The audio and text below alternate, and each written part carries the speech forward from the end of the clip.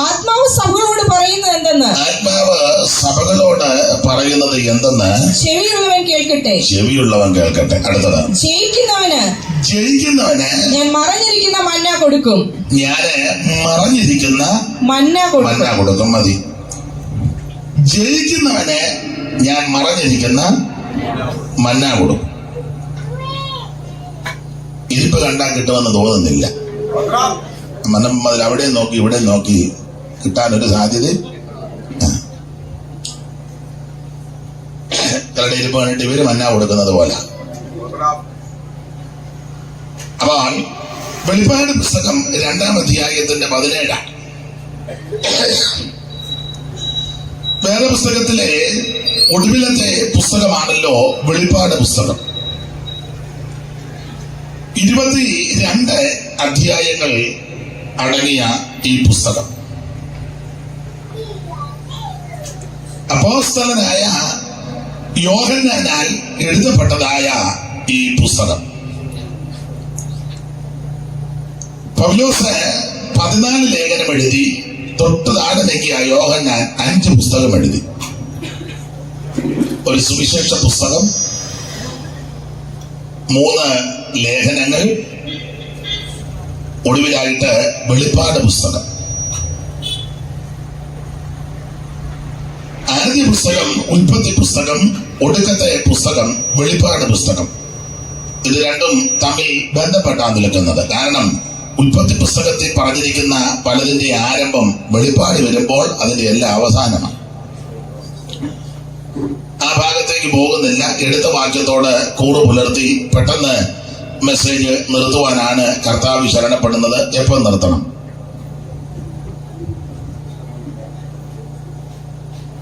ഞാനിപ്പോ വേണ്ടെങ്കിൽ നിർത്താം.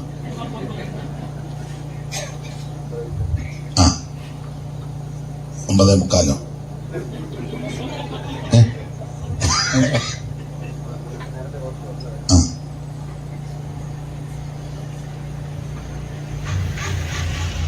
അപ്പോൾ ഇന്ന് രാത്രി ഈ തിരുവെഴുത്തിനെ അടിസ്ഥാനമാക്കി ചില കാര്യങ്ങൾ നമുക്ക് ചിന്തിക്കാം. ഈ വായിച്ച വാക്യത്തിൽ 2 വിഷയങ്ങളാണ് ആ പ്രാരംഭ ഭാഗത്ത്. 1, ജയിക്കണം. 2, ജയിക്കുന്നവന് മറഞ്ഞിരിക്കുന്ന മന്നയെ കൊടുക്കണം. എന്തിനെയൊക്കെ ജയിക്കണം? ആ മന്ന, അതിന്റെ വിശേഷത ഓർപ്പിച്ചല്ലോ. ഒടുവിലത്തെ പുസ്തകമാകുന്ന വെളിപ്പാട് പുസ്തകം 22 അധ്യായങ്ങളാണ്. ഈ വെളിപ്പാട് പുസ്തകം സാധാരണ ഇത് പ്രസംഗിക്കുന്നവര്, പഠിപ്പിക്കുന്നവര് ധാരാളം പേരുണ്ട്. നന്നായി പ്രസംഗിച്ച് പഠിപ്പിക്കുന്നവരുണ്ട്.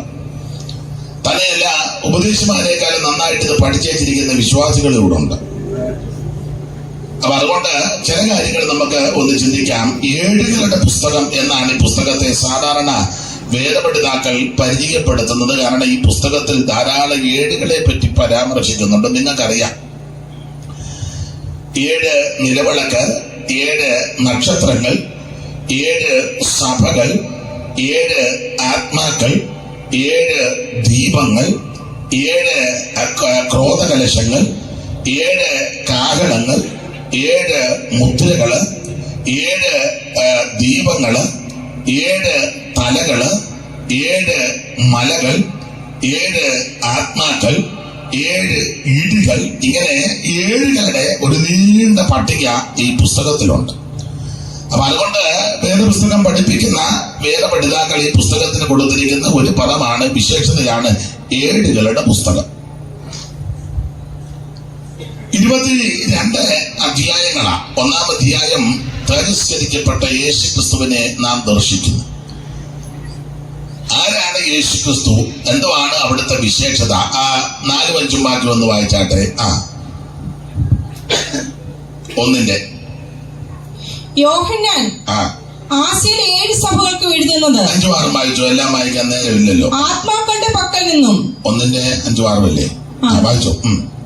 ആത്മാക്കളുടെ പക്കൽ നിന്നും വിശ്വസ്ത സാക്ഷിയും മരിച്ചവരിൽ ആദ്യജാതനും. വിശ്വസ്ത സാക്ഷിയും മരിച്ചവരിൽ ആദ്യജാതനും. അതാണ് യേശു ക്രിസ്തു, വിശ്വസ്ത സാക്ഷി.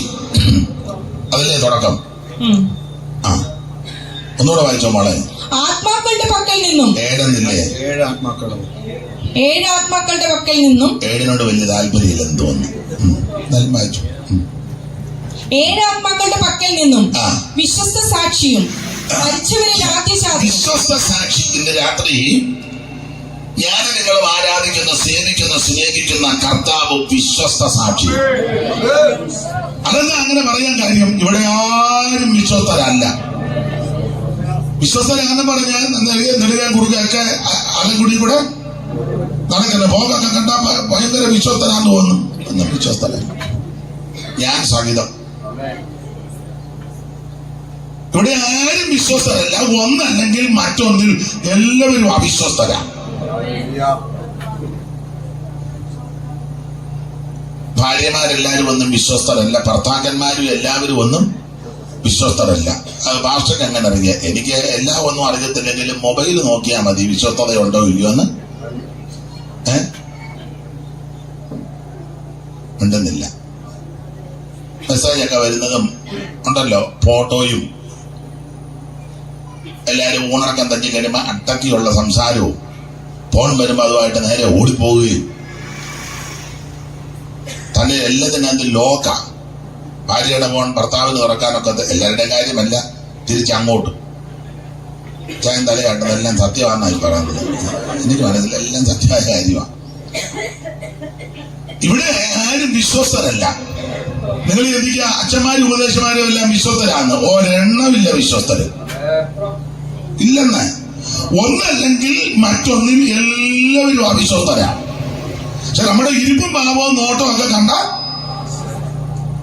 കർത്താവ് പോലും നമ്മുടെ ഒപ്പം വരികയെന്നുള്ള. ഈയിടെ ഞാൻ ഒരു സ്ഥലത്ത് പ്രസംഗം ചോദിച്ചു, ക്ലിയറായിട്ട് ആരുണ്ട്? ഒരാൾ പറഞ്ഞു ഞാനുണ്ടെന്ന്.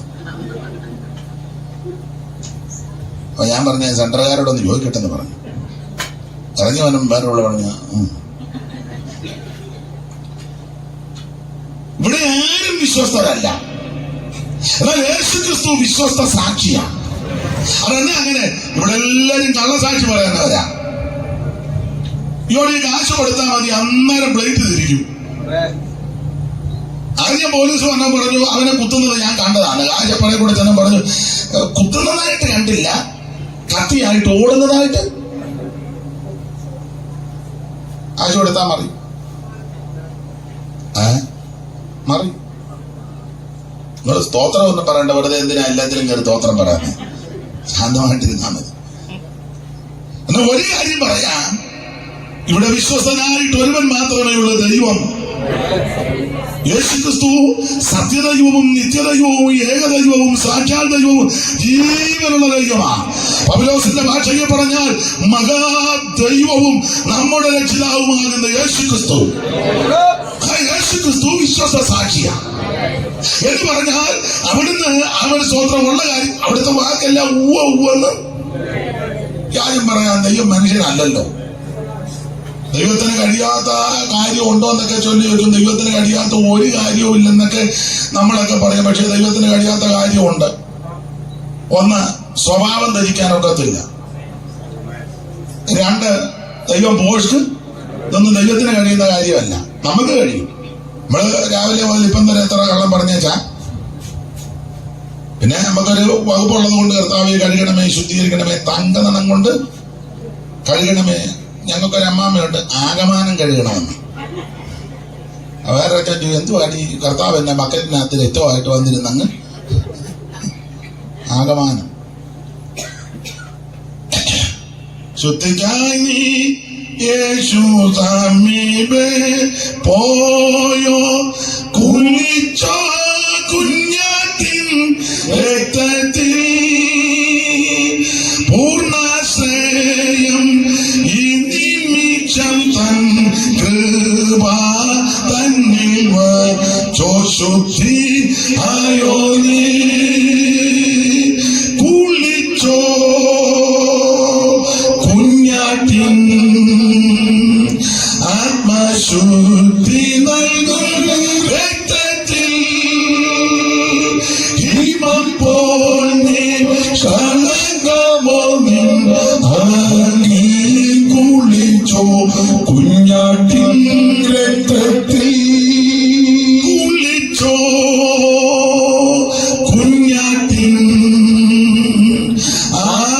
ശുദ്ധി നൽകും രക്തത്തിൽ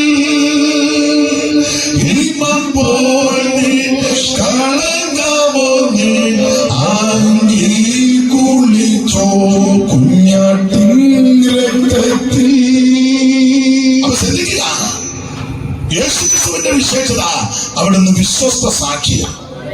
മോളെ ഒന്നുകൂടെ പദം വായിച്ചേ, ഒന്നുകൂടെ പദം വായിച്ചേ. 7 ആത്മാക്കളുടെ പക്കൽ നിന്നും ആ, വിശ്വസ്ത സാക്ഷിയും മരിച്ചവരിൽ ആദ്യജാതനും ആദ്യജാതൻ എന്ന് പറഞ്ഞാൽ മരിച്ച് ചിലരൊക്കെ വീണ്ടും ഉയർത്തു, പക്ഷെ അവര് വീണ്ടും മരിച്ചു. എന്നാൽ എന്നേക്കും ജീവിക്കുന്ന ഒരുവനെയുള്ളൂ, അത് നസറയനാകുന്ന യേശു ക്രിസ്തു. ഇവിടെ വന്ന സകല മിടുക്കന്മാരും മരണത്തിന് അടിയറവ് പറഞ്ഞ് പരാജയപ്പെട്ട് മണ്ണോട് മണ്ണായി. പക്ഷെ മരണത്തെ ജയിച്ച ഒരുവനേ ഉള്ളൂ, അത് നസറായനാകുന്ന യേശു ക്രിസ്തു. സമർത്ഥനായ സീസറും പ്രശസ്തനായ ഹോമറും സമത്വമറ്റ സോളമൻ തുടങ്ങിയുള്ള വിജ്ഞർ എല്ലാവരും മരണം വഴിയായി പരാജയപ്പെട്ടു പോയി. എന്നാൽ മരണത്തെ ജയിച്ച ഒരുവനേ ഉള്ളൂ, ഞാനും നിങ്ങളും ആരാധിക്കുന്ന നമ്മെ രക്ഷിച്ച നസറയനാകുന്ന യേശു ക്രിസ്തു. അടുത്ത വാക്യം, അടുത്ത പദം. ഭൂരാജാക്കന്മാർക്ക് അധിപതി എന്ന് പറഞ്ഞാൽ രാജാവ് കർത്താവാ. ഇവിടെ ആര് ഭരിച്ചാലും ശരിയാകുകയല്ല എന്നാ പറഞ്ഞ എന്റെ വേറൊരർത്ഥം. ശരിയാക്കാന്നൊക്കെ പറയുന്നുണ്ട്, പക്ഷെ എന്ത് ചെയ്തിട്ട് ശരിയാകുന്നില്ല. ആകുന്നുണ്ടോ? സ്തോത്രം. ആൾക്കാരെല്ലാം പിന്നെയും കിടന്ന് ബഹളവാരിയില്ല, തുണിയില്ല, ഗണിയില്ല, ശമ്പളം കിട്ടുന്നില്ല, കൊടുക്കുന്നില്ല, എടുക്കുന്നില്ല. ഇത് ആരുടെയും കുഴപ്പമാണെന്ന് പറഞ്ഞില്ല. പുസ്തകത്തിലെ വാക്യം അങ്ങനെ, ഇവിടെ ആര് ഭരിച്ചാലും ശരിയാകുകയല്ല. ഒരുത്തരും ഭരിച്ചാൽ ശരിയാകത്തില്ല. ഇനിയും ശരിയായ ഒരു ഭരണം വേദപുസ്തകം പഠിപ്പിക്കുന്നത് ദൈവം നേരിട്ട് ഭരിക്കും. അന്ന് വഞ്ചനയും വാഗ്വാദവും വിദ്വേഷവും പകയും കൊലപാതകവും തമ്മിത്തല്ലും യാതൊരു പ്രശ്നവുമില്ല, കത്തിക്കുത്തൊന്നുമില്ല, വെട്ടു തുറക്കത്തില്ല, പടിവാള് വീശുകയില്ല, കുന്തം എടുത്തോണ്ട് വാരിക്കുന്തം എടുത്തോണ്ട് നടുക നടക്കത്തില്ല, പടിവാള് കറക്കി ചുരുട്ടി ചുരുകയൊക്കെ ഒന്നുമില്ല. റോഡെ കൂടെ ഇങ്ങനെ സ്തോത്രം മസിൽ ഒന്നും മറപ്പിച്ച് ആരും ഓരോരുത്തരും നടക്കത്തില്ല. കാര്യം എന്നാ അതിന്റെ മെയിൻ കാര്യം ഇതെല്ലാം ഒപ്പിക്കുന്നവനെ പിടിച്ച് ബന്ധിക്കുകയല്ലോ 1000 ആണ്ടെടുത്ത്. സ്തോത്രം. ഇത് ആശ ഒപ്പിക്കുന്നവനെ ആദ്യം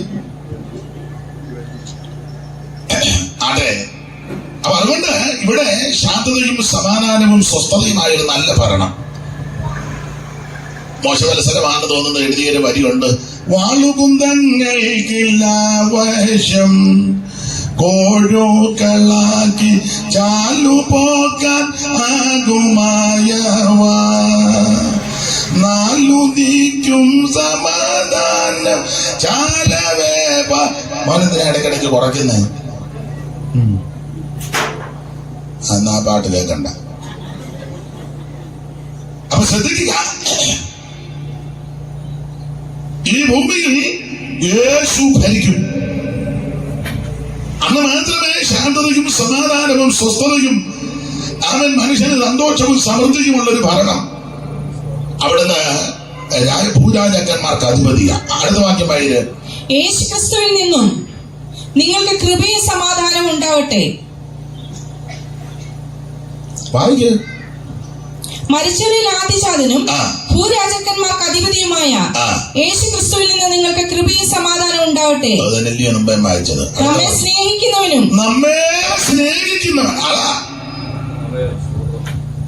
സ്നേഹിക്കുന്നവനും ഇന്ന് രാത്രി എന്നെ ആരും സ്നേഹിക്കുന്നില്ല, എന്നെ ആരും ഇഷ്ടപ്പെടുന്നില്ല, എന്നോട് ആർക്കും താല്പര്യമില്ല, ആർക്കും എന്നെ ഇഷ്ടമല്ല.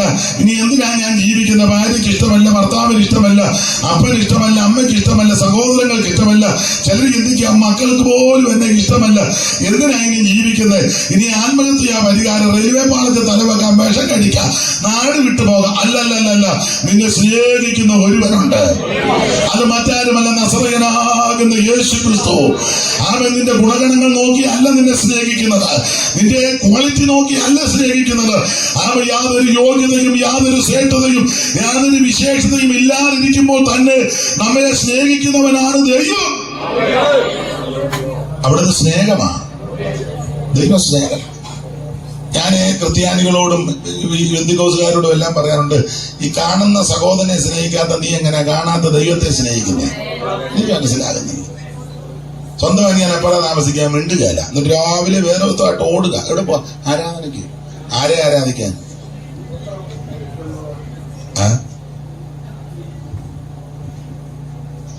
സ്വന്തം ചേട്ടനോ അനിയനോ സഹോദരിയോ സഹോദരനോ ഒരമ്മയുടെ വയറ്റിൽ നിന്ന് വന്നവരാ, അല്ലെങ്കിൽ ബന്ധക്കാരാ, അവരോട് മിണ്ടുകയല്ല. നേരം വിളിക്കുമ്പോൾ ഒരു നമ്പർ എടുത്ത് ഓളെ തൂക്കിക്കേട്ട് NIV KJV പിന്നെന്തുവാ സിയോഗീതാവലി, സംഗീതരത്നാവലി, ആശ്വാസ ഗീതങ്ങൾ, മരുപ്രയാണ ഗീതങ്ങൾ.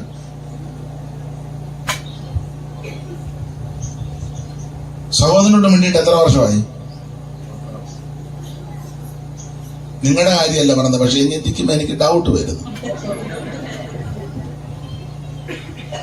കാണുന്ന സഹോദരനെ സ്നേഹിക്കാത്ത നീ എങ്ങനെയാ കാണാത്ത ദൈവത്തെ സ്നേഹിക്കണ്ടേ? സ്വന്തം സഹോദരനോട് മിണ്ടുകയല്ല. എന്നുവെച്ചാൽ സ്റ്റേജിൽ പ്രസംഗിക്കുന്ന വിഷയം അഗാപ്പെ. ഞങ്ങളുടെ ഒരു അച്ചായൻ പറഞ്ഞു, അഗാപ്പെ അല്ല, ഇവനെല്ലാം ആകെപ്പേയാന്ന് പറഞ്ഞു. അതാ കുറച്ചുകൂടെ സത്യം. ദൈവ സ്നേഹമാണ്. ആ ദൈവം നിന്നെ ഇന്ന് രാത്രി സ്നേഹിക്കുന്നു. ആരും നിന്നെ സ്നേഹിക്കുന്നില്ല എന്നുള്ള ചിന്തയുണ്ടെങ്കിൽ ആ ചിന്ത ഇന്ന് രാത്രി വിടണം. നിന്നെ സ്നേഹിക്കുന്ന ഒരു ദൈവമുണ്ട്, യേശു ക്രിസ്തു. നമ്മെ സ്നേഹിക്കുന്നവൻ യോഗ്യത നോക്കിയല്ല സ്നേഹിച്ചത്. ഞാനിവിടെ പറയും, യോഗ്യത നോക്കി സ്നേഹിക്കുകയായിരുന്നേ എനിക്ക് ഇതിനകത്ത് വരാൻ യാതൊരു യോഗ്യത ഇല്ല. യോഗ്യത ഇല്ലാഞ്ഞത് കൊണ്ടാണ് ഞാൻ ഇതിനകത്ത് വന്നത്. ചില ആൾക്കാരുടെ ഇരിപ്പും ഭാവവും നോട്ടവും കണ്ടാൽ ഇവരെ ദൈവം തെരഞ്ഞെടുത്തില്ലായിരുന്നെങ്കിൽ വലിയ സ്വർഗത്തിൽ സ്തംഭനം ഉണ്ടായേനെ. എന്നെ ദൈവം തെരഞ്ഞെടുത്തത് കൊണ്ടാ സ്വർഗം ഇങ്ങനെ പോകുന്നത്. എന്നെ ദൈവം തെരഞ്ഞെടുത്തില്ലായിരുന്നെങ്കിൽ ദൈവവും കൊടിഞ്ഞേനും ദൂതന്മാരും കൊടിഞ്ഞേനും ഞാൻ വലിയ പുള്ളിയാ. സ്തോത്രം. യോഗ്യത ഉള്ളത് കൊണ്ടല്ല തിരഞ്ഞെടുത്തത്, സ്നേഹിച്ചത്. യോഗ്യത ഇല്ലാഞ്ഞത് കൊണ്ടാണ്. ദൈവത്തിന് മഹത്വം ഉണ്ടാകട്ടെ. സ്വർഗസുഖം അനുഭവവും അനുഭവമാക്കാൻ, സ്വർഗസുഖം അനുഭവവും അനുഭവമാക്കാൻ യോഗ്യതയില്ലഗതിയെന്ന് കൽപ്പവും ഓർക്കും. ഓ യോഗ്യതയില്ലഗതിയെന്ന് കൽപ്പവും ഓർക്കിൽ. ഭാഗ്യവശാൽ പാപിയാ ഞാൻ രക്ഷിതനായി, പാപശിക്ഷകൾ പോയി. ഭാഗ്യവശാൽ പാപിയാ ഞാൻ രക്ഷിതനായി, പാപശിക്ഷകൾ പോയി. മഹാത്ഭുതമേകാൽ വരിയിൽ കാണുന്ന സ്നേഹം, മഹാത്ഭുതമേകാൽ വരിയിൽ കാണുന്ന സ്നേഹം. മഹോന്നതൻ വഹിച്ചിടുന്നു ലോകത്തിൻ പാപം, മഹോന്നതൻ വഹിച്ചിടുന്നു ലോകത്തിൻ പാപം, മഹോന്നതൻ വഹിച്ചിടുന്നു ലോകത്തിൻ പാപം. സർവലോകത്തിൻ ശാപം, സർവലോകത്തിൻ ശാപം. അവൾ യോഗ്യത ഇല്ലായതുകൊണ്ടാണ് നമ്മെ ദൈവം സ്നേഹിച്ചത്. സ്തോത്രം. ചില ആൾക്കാരുടെ സഭയെന്നുള്ള ഇരിപ്പും പാവവും ഒക്കെ കണ്ടാൽ നമ്മൾ ഓർക്കും, ദൈവം ഇവരെ തെരഞ്ഞെടുത്തില്ലായിരുന്നെങ്കിൽ. ചിലരുടെ സംസാരമൊക്കെ കണ്ടിട്ടില്ല, കേട്ടിട്ടില്ല. മുഖഭാവവും സംസാരവും പ്രകൃതി. സ്തോത്രം. ഒരു യോഗ്യത ഉള്ളത് കൊണ്ടല്ല തെരഞ്ഞെടുത്തത്, യോഗ്യത ഇല്ലാഞ്ഞത് കൊണ്ടാണ് തെരഞ്ഞെടുത്തത്. അതുകൊണ്ടാണ് നമ്മളെ സ്നേഹിച്ചത്. അവൻ നമ്മെ സ്നേഹിച്ച ദൈവം. ഒന്നുകൂടെ വായിച്ചാട്ടെ സഹോദരി. നമ്മെ സ്നേഹിക്കുന്നവനും, നമ്മെ സ്നേഹിക്കുന്നവൻ നമ്മുടെ പാപം പോക്കി, നമ്മുടെ പാപം പോക്കി, നമ്മെ തന്റെ രക്തത്താൽ വിടുവിച്ച്, തന്റെ രക്തത്താൽ നമ്മെ വിടുവിച്ച്, തന്റെ പിതാവായ ദൈവത്തിന് നമ്മെ രാജ്യവും പുരോഹിതന്മാരും ആക്കി തീർത്തവുമായന് എന്നേക്കും മഹത്വവും കർത്താവിന്റെ വിശേഷത. സ്തോത്രം. അവിടുന്ന് ആ തന്റെ പരിശുദ്ധ രക്തത്താൽ നമ്മുടെ പാപങ്ങളെല്ലാം പോക്കി. ഇന്ന് രാത്രി പാപപരിഹാരം യേശുവിന്റെ രക്തത്താലാ. അവിടുത്തെ രക്തം വിലയേറിയ രക്തമാ, പുണ്യാക രക്തമാ, പരിശുദ്ധ രക്തമാ, സംസാരിക്കുന്ന രക്തമാ. ഇത് വിലയേറിയ രക്തമാ. ഇന്ന് രാത്രി ആ പരിശുദ്ധ രക്തത്താൽ പാപങ്ങൾ മോചിക്കപ്പെടും. നിങ്ങളുടെ അകൃത്യങ്ങളെ രക്താംബരം പോലെ ഇരുന്നാലും ഹിമം പോലെ വെളുപ്പിക്കും. അത്ര കടും ചുവപ്പായിരുന്നാലും പഞ്ഞി പോലെ വെളുപ്പിക്കുവാൻ പര്യാപ്തമായ പരിശുദ്ധ രക്തമാണ് യേശുവിന്റെ രക്തം. ഹാബേലിന്റെ രക്തത്തെക്കാളും ഗുണകരമായി സംസാരിക്കുന്ന ആ പുണ്യാക രക്തം. ഇന്ന് രാത്രി ആ രക്തത്താൽ സകല പാപങ്ങളും പരിഹരിക്കപ്പെടും. പക്ഷെ വിശ്വസിച്ച് ഏറ്റു പറയണം, യേശുവേ, ഞാനൊരു പാപിയാ. എന്റെ പാപങ്ങൾ അവിടുത്തെ പരിശുദ്ധ രക്തത്താൽ കഴുകി എന്നെ അവിടുത്തെ മകനാക്കി മകളാക്കി തീർക്കണം. എന്റെ ഉള്ളത്തിലേക്ക് ഇന്ന് രാത്രി അവിടുന്ന് എഴുന്നള്ളി വരണമെന്ന് ആര് പ്രാർത്ഥിക്കും, അവരെ യേശു രക്ഷിക്കും. അവരുടെ പാപങ്ങൾ ഇന്ന് രാത്രി മോചിക്കപ്പെടും. ഇതാണ് കർത്താവിന്റെ പ്രത്യക്ഷത. ആ പ്രത്യക്ഷതയെ പറ്റിയ 1-ാം അധ്യായത്തിൽ 13 മുതൽ വായിച്ചോ, ഓടിച്ചു വായിച്ചോ, 1-13 വെളിപ്പാട്. 7 പൊൻനിലവിളക്കുകളെയും നിലവിളക്കുകളുടെ നടുവിൽ തിരിഞ്ഞപ്പോൾ 7 പൊൻനിലവിളക്കുകളെയും നിലവിളക്കുകളുടെ നടുവിൽ നിലയങ്കി ധരിച്ച് മാറത്ത് പൊൻകച്ച കെട്ടിയവനായി മനുഷ്യപുത്രനോട് സദൃശനായവനെയും കണ്ടു. സദൃശനായവനെ ഞാൻ കണ്ടു. അടുത്തത് അവന്റെ തലയും തലമുടിയുമല്ല, മഞ്ഞ് പോലെ ഹിമത്തോളം വെള്ളയും. അതെ, ഈ വാക്യങ്ങളൊക്കെ നിങ്ങൾക്ക് അറിയാവുന്നതുകൊണ്ട് അധികം വായിപ്പിക്കുന്നില്ല, സമയം പോകുന്നല്ലോ. അവൻ തേജസ്കരിക്കപ്പെട്ട യേശു ക്രിസ്തുവിന്റെ പ്രത്യക്ഷത. അതാണ് 1-ാം അധ്യായത്തിൽ. ഞാൻ എപ്പോഴും പറയും, ഈ വെളിപ്പാട് പുസ്തകത്തിലെ പ്രധാനപ്പെട്ട വിഷയം പലരും പല രീതിയിലാണ് പറയുന്നത്. ചിലർ പറയുന്നത് വെളിപ്പാട് പുസ്തകത്തിലെ പ്രധാനപ്പെട്ട വിഷയം സഭ എടുക്കപ്പെടുന്നതാണ്. അത് ശരിയാണ്. വേറെ ചില പറയുന്നത് വെളിപ്പാട് പുസ്തകത്തിലെ പ്രധാനപ്പെട്ട വിഷയം സൂര്യനെ അണിഞ്ഞ സ്ത്രീയാണ്. വേറെ ചില പറയുന്നത് വെളിപ്പാട് പുസ്തകത്തിലെ പ്രധാനപ്പെട്ട വിഷയം 144,000 പേരാണ്. അതല്ലെന്നെങ്ങാനും പറഞ്ഞാൽ നമ്മളെ വെച്ചേക്കുകയില്ല. വേറെ ചില പറയുന്നത് വെളിപ്പാട് പുസ്തകത്തിലെ പ്രധാനപ്പെട്ട വിഷയം 2 സാക്ഷികളാണ് 11-ല്. വേറെ ചില ആൾക്കാർ പറയുന്നത് വെളിപ്പാട് പുസ്തകത്തിലെ പ്രധാനപ്പെട്ട വിഷയം സമുദ്രത്തിൽ നിന്ന് കയറി വരുന്ന മൃഗം. വേറെ ചില ആൾക്കാർ പറയുന്നത് വെളിപ്പാട് പുസ്തകത്തിലെ പ്രധാനപ്പെട്ട വിഷയം കുഞ്ഞാടിന്റെ കല്യാണമാണെന്ന്. ചിലര് പറയുന്നത് പുതിയ യെരൂശലേമാണെന്ന്. ചിലര് പറയുന്നത് ആ ജീവജല നദിയും ഇരുകരികും ജീവവൃക്ഷങ്ങളും ഒക്കെയാണ്. ഇതെല്ലാം വിഷയങ്ങളാ. പക്ഷെ ഒരു കാര്യം പറയാം, വെളിപ്പാട് പുസ്തകത്തിലെ പ്രധാനപ്പെട്ട വിഷയം യേശു ക്രിസ്തുവിന്റെ വെളിപ്പാടാണ്. ഞാൻ നിങ്ങളുമല്ല ഈ പ്രധാന വിഷയം ഒന്ന് വിട്ടുകളയും. അപ്രധാനമായ കാര്യത്തിനാണ് നമ്മൾ കൂടുതൽ പ്രാധാന്യം കൊടുക്കുക. നമ്മൾ കൊടുക്കുന്നില്ല മൃഗം ആരാന്ന, അതാ അറിയണ്ട. യേശു ആരാന്നൊന്നും അറിയണ്ട. പിന്നെ ഇത് തെളിയിച്ച് ഒരുമാതിരിപ്പെട്ട മൃഗത്തിന്റെ സ്വഭാവമാണ്. ഒരു മര്യാദയും മയവും ഒന്നും ഇല്ല. മൃഗം മൃഗീയ സ്വഭാവമല്ലേ ചിലർക്ക്. ഒരു ഭിക്ഷക്കാരൻ വന്നാൽ പോലും 10 രൂപ കൊടുക്കുകയല്ല. ഇപ്പൊ ഭിക്ഷക്കാർക്ക് 10 വേണ്ട. 10 എടുത്താണ് അവർക്കും അത് വേണ്ട. പണ്ട് നമ്മുടെ ഒരു പ്രധാന ഉപദേശി മരിച്ചു കഴിഞ്ഞപ്പോ പെട്ടെന്ന് പന്തലിടാൻ വന്നപ്പോ ഈ ചെറിയ ചെറിയ കല്ലുകളാ പുള്ളിയുടെ വീടിന്റെ അവിടെ കാശുള്ളവരെ ചെറിയ പാറക്കല്ലുകൾ. അപ്പൊ പന്തലിടാൻ വന്നവനെല്ലാം 10 പൈസ അവർക്ക് ഊപ്പാട് വരിക. 10 പൈസ. അപ്പൊ പിന്നീട് പറഞ്ഞു പുള്ളി ആര് വന്നാലും 10 പൈസ കൊടുക്കുള്ളൂ. അവര് മോന്തക്കറിഞ്ഞേച്ചി പോകുന്നതാ. ആ പൈസ എല്ലാം വിറ്റ് നിറച്ച് പാറയുടെ എല്ലാം 10 പൈസയാ. പിന്നെ കൊച്ചു വിദേശിമാര് മുഴുവൻ അത് പെറുക്കി കൂട്ടി ആർക്ക് വേണം 10 പൈസ. അപ്പൊ ഇപ്പൊ അവർക്കും വേണ്ട. എന്നാലും ഒരു ന്യായമായ രീതികളും മര്യാദയൊക്കെ ഉണ്ട്. സ്തോത്രം. കരുണയോടൊക്കെ ഇടപെടണം. അപ്പൊ ഞാൻ പറഞ്ഞതിന്റെ സാരം അതാ, ദൈവത്തിന്റെ മഹത്വം. നല്ല മനസാക്ഷി വളരെ വിരളം ആൾക്കാർക്കേ ഉള്ളൂ. മൃഗത്തെ പറ്റി കേട്ട് എല്ലാത്തിനും മൃഗത്തിന്റെ പ്രസംഗിക്കുന്ന ഉള്ളിക്കും മൃഗത്തിന്റെ ഊരാ ചില സന്ദർഭത്തിൽ. കേൾക്കുന്നവർക്കും, കാരണം എപ്പോഴും കേൾക്കുന്ന മൃഗമല്ലേ. മൃഗവേദ കൊമ്പേതാ. കമ്മിറ്റി കൂടുമ്പോഴെല്ലാം കൊമ്പ് കുലുക്കുകയല്ലേ. കുത്താനുമൊക്കെ ചെല്ലി വരുന്നുണ്ട്. എത്ര ഉപദേശിമാരെ കുത്തി എത്തണം കുത്തുകൊണ്ട് ചെല്ലിപ്പം തിരിച്ചു കുത്തുന്നൊക്കെ കേൾക്കുന്നു. എനിക്കറിയത്തില്ല. കാരണം ഇത് മുഴുവൻ മൃഗത്തെ പറ്റിയായി പറയണ്ടേ. സ്വഭാവമാണ്. ഒരു അനുകമ്പയോ ആർദ്രതയോ കരുണയോ ദയയോ മനസ്സലിവോ ഒന്നുമില്ലല്ലോ. അല്ല, എന്തിനാ കൂടുതൽ പറയണേ?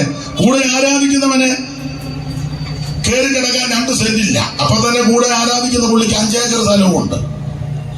ഈ മൃഗത്തെ പറ്റി കേട്ട് ഇവനെന്നാ 5 സെന്റ് കൊടുക്കണമെന്നൊരു മനസ്സ് എന്നല്ലേ ഇങ്ങനെ പമ്മിയിരിക്കുന്നേ. സ്തോത്രം. എന്നാൽ ചിലര് മനസാക്ഷിയുള്ളവരുണ്ട്. അത് എല്ലായിടത്തും ഉണ്ടല്ലോ, ഉണ്ട്, മനസാക്ഷിയുള്ളവരുണ്ട്. അത് നമുക്ക് ആ വിഷയം വിട്ടേക്കാം. വെളിപ്പാട് പുസ്തകത്തിലെ പ്രധാനപ്പെട്ട വിഷയം മൃഗവും സ്ത്രീയും ഒന്നുമല്ല, യേശുക്രിസ്തുവിന്റെ വെളിപ്പാടാണ്. ആ വെളിപ്പാട് 1-ാം അധ്യായത്തിന്റെ 13 മുതൽ താഴോട്ട് വായിച്ചത് യേശുക്രിസ്തുവിന്റെ വെളിപ്പാട്. ഞാനെപ്പോഴും പറയും, 1-ാം അധ്യായത്തിലെ വെളിപ്പാട് കണ്ടതിന് ശേഷം പിന്നെ 13-ാം അധ്യായത്തിലെ വെളിപ്പാട് കണ്ടാ പേടിക്കത്തില്ല. അതുവാ 13-ലെ വെളിപ്പാട്. വായിക്ക് 13-ന്റെ 1 ഒറ്റത് വായിക്കും. അപ്പോൾ 10 കൊമ്പും 10 കൊമ്പ് 7 തലയും 7 തല, കൊമ്പുകളിൽ 10 രാജമുടിയും തലയിൽ ദൂഷണ നാമങ്ങൾ ഉള്ള ഒരു മൃഗം. നല്ല പരുവത്തിലൊരു മൃഗം. ഈ 1-ാം അധ്യായത്തിലെ വെളിപ്പാട് കാണാതെ 13-ാം അധ്യായത്തിലെ വെളിപ്പാടാ കാണുന്നെങ്കിൽ വെപ്രാളം ഉണ്ടാവും. എന്നാ പലർക്കും വെപ്രാളം? പക്ഷേ ഞങ്ങളുടെ വീട്ടിൽ ഒരു ഉപവാസ പ്രാർത്ഥന വെക്കണം. അതിനാ ഞാൻ 13 കണ്ടേച്ചിരിക്കുക. എന്തുവാ കൊച്ചമ്മ 13? അയ്യോ, ഇത് മൃഗം കയറി വരുന്നു.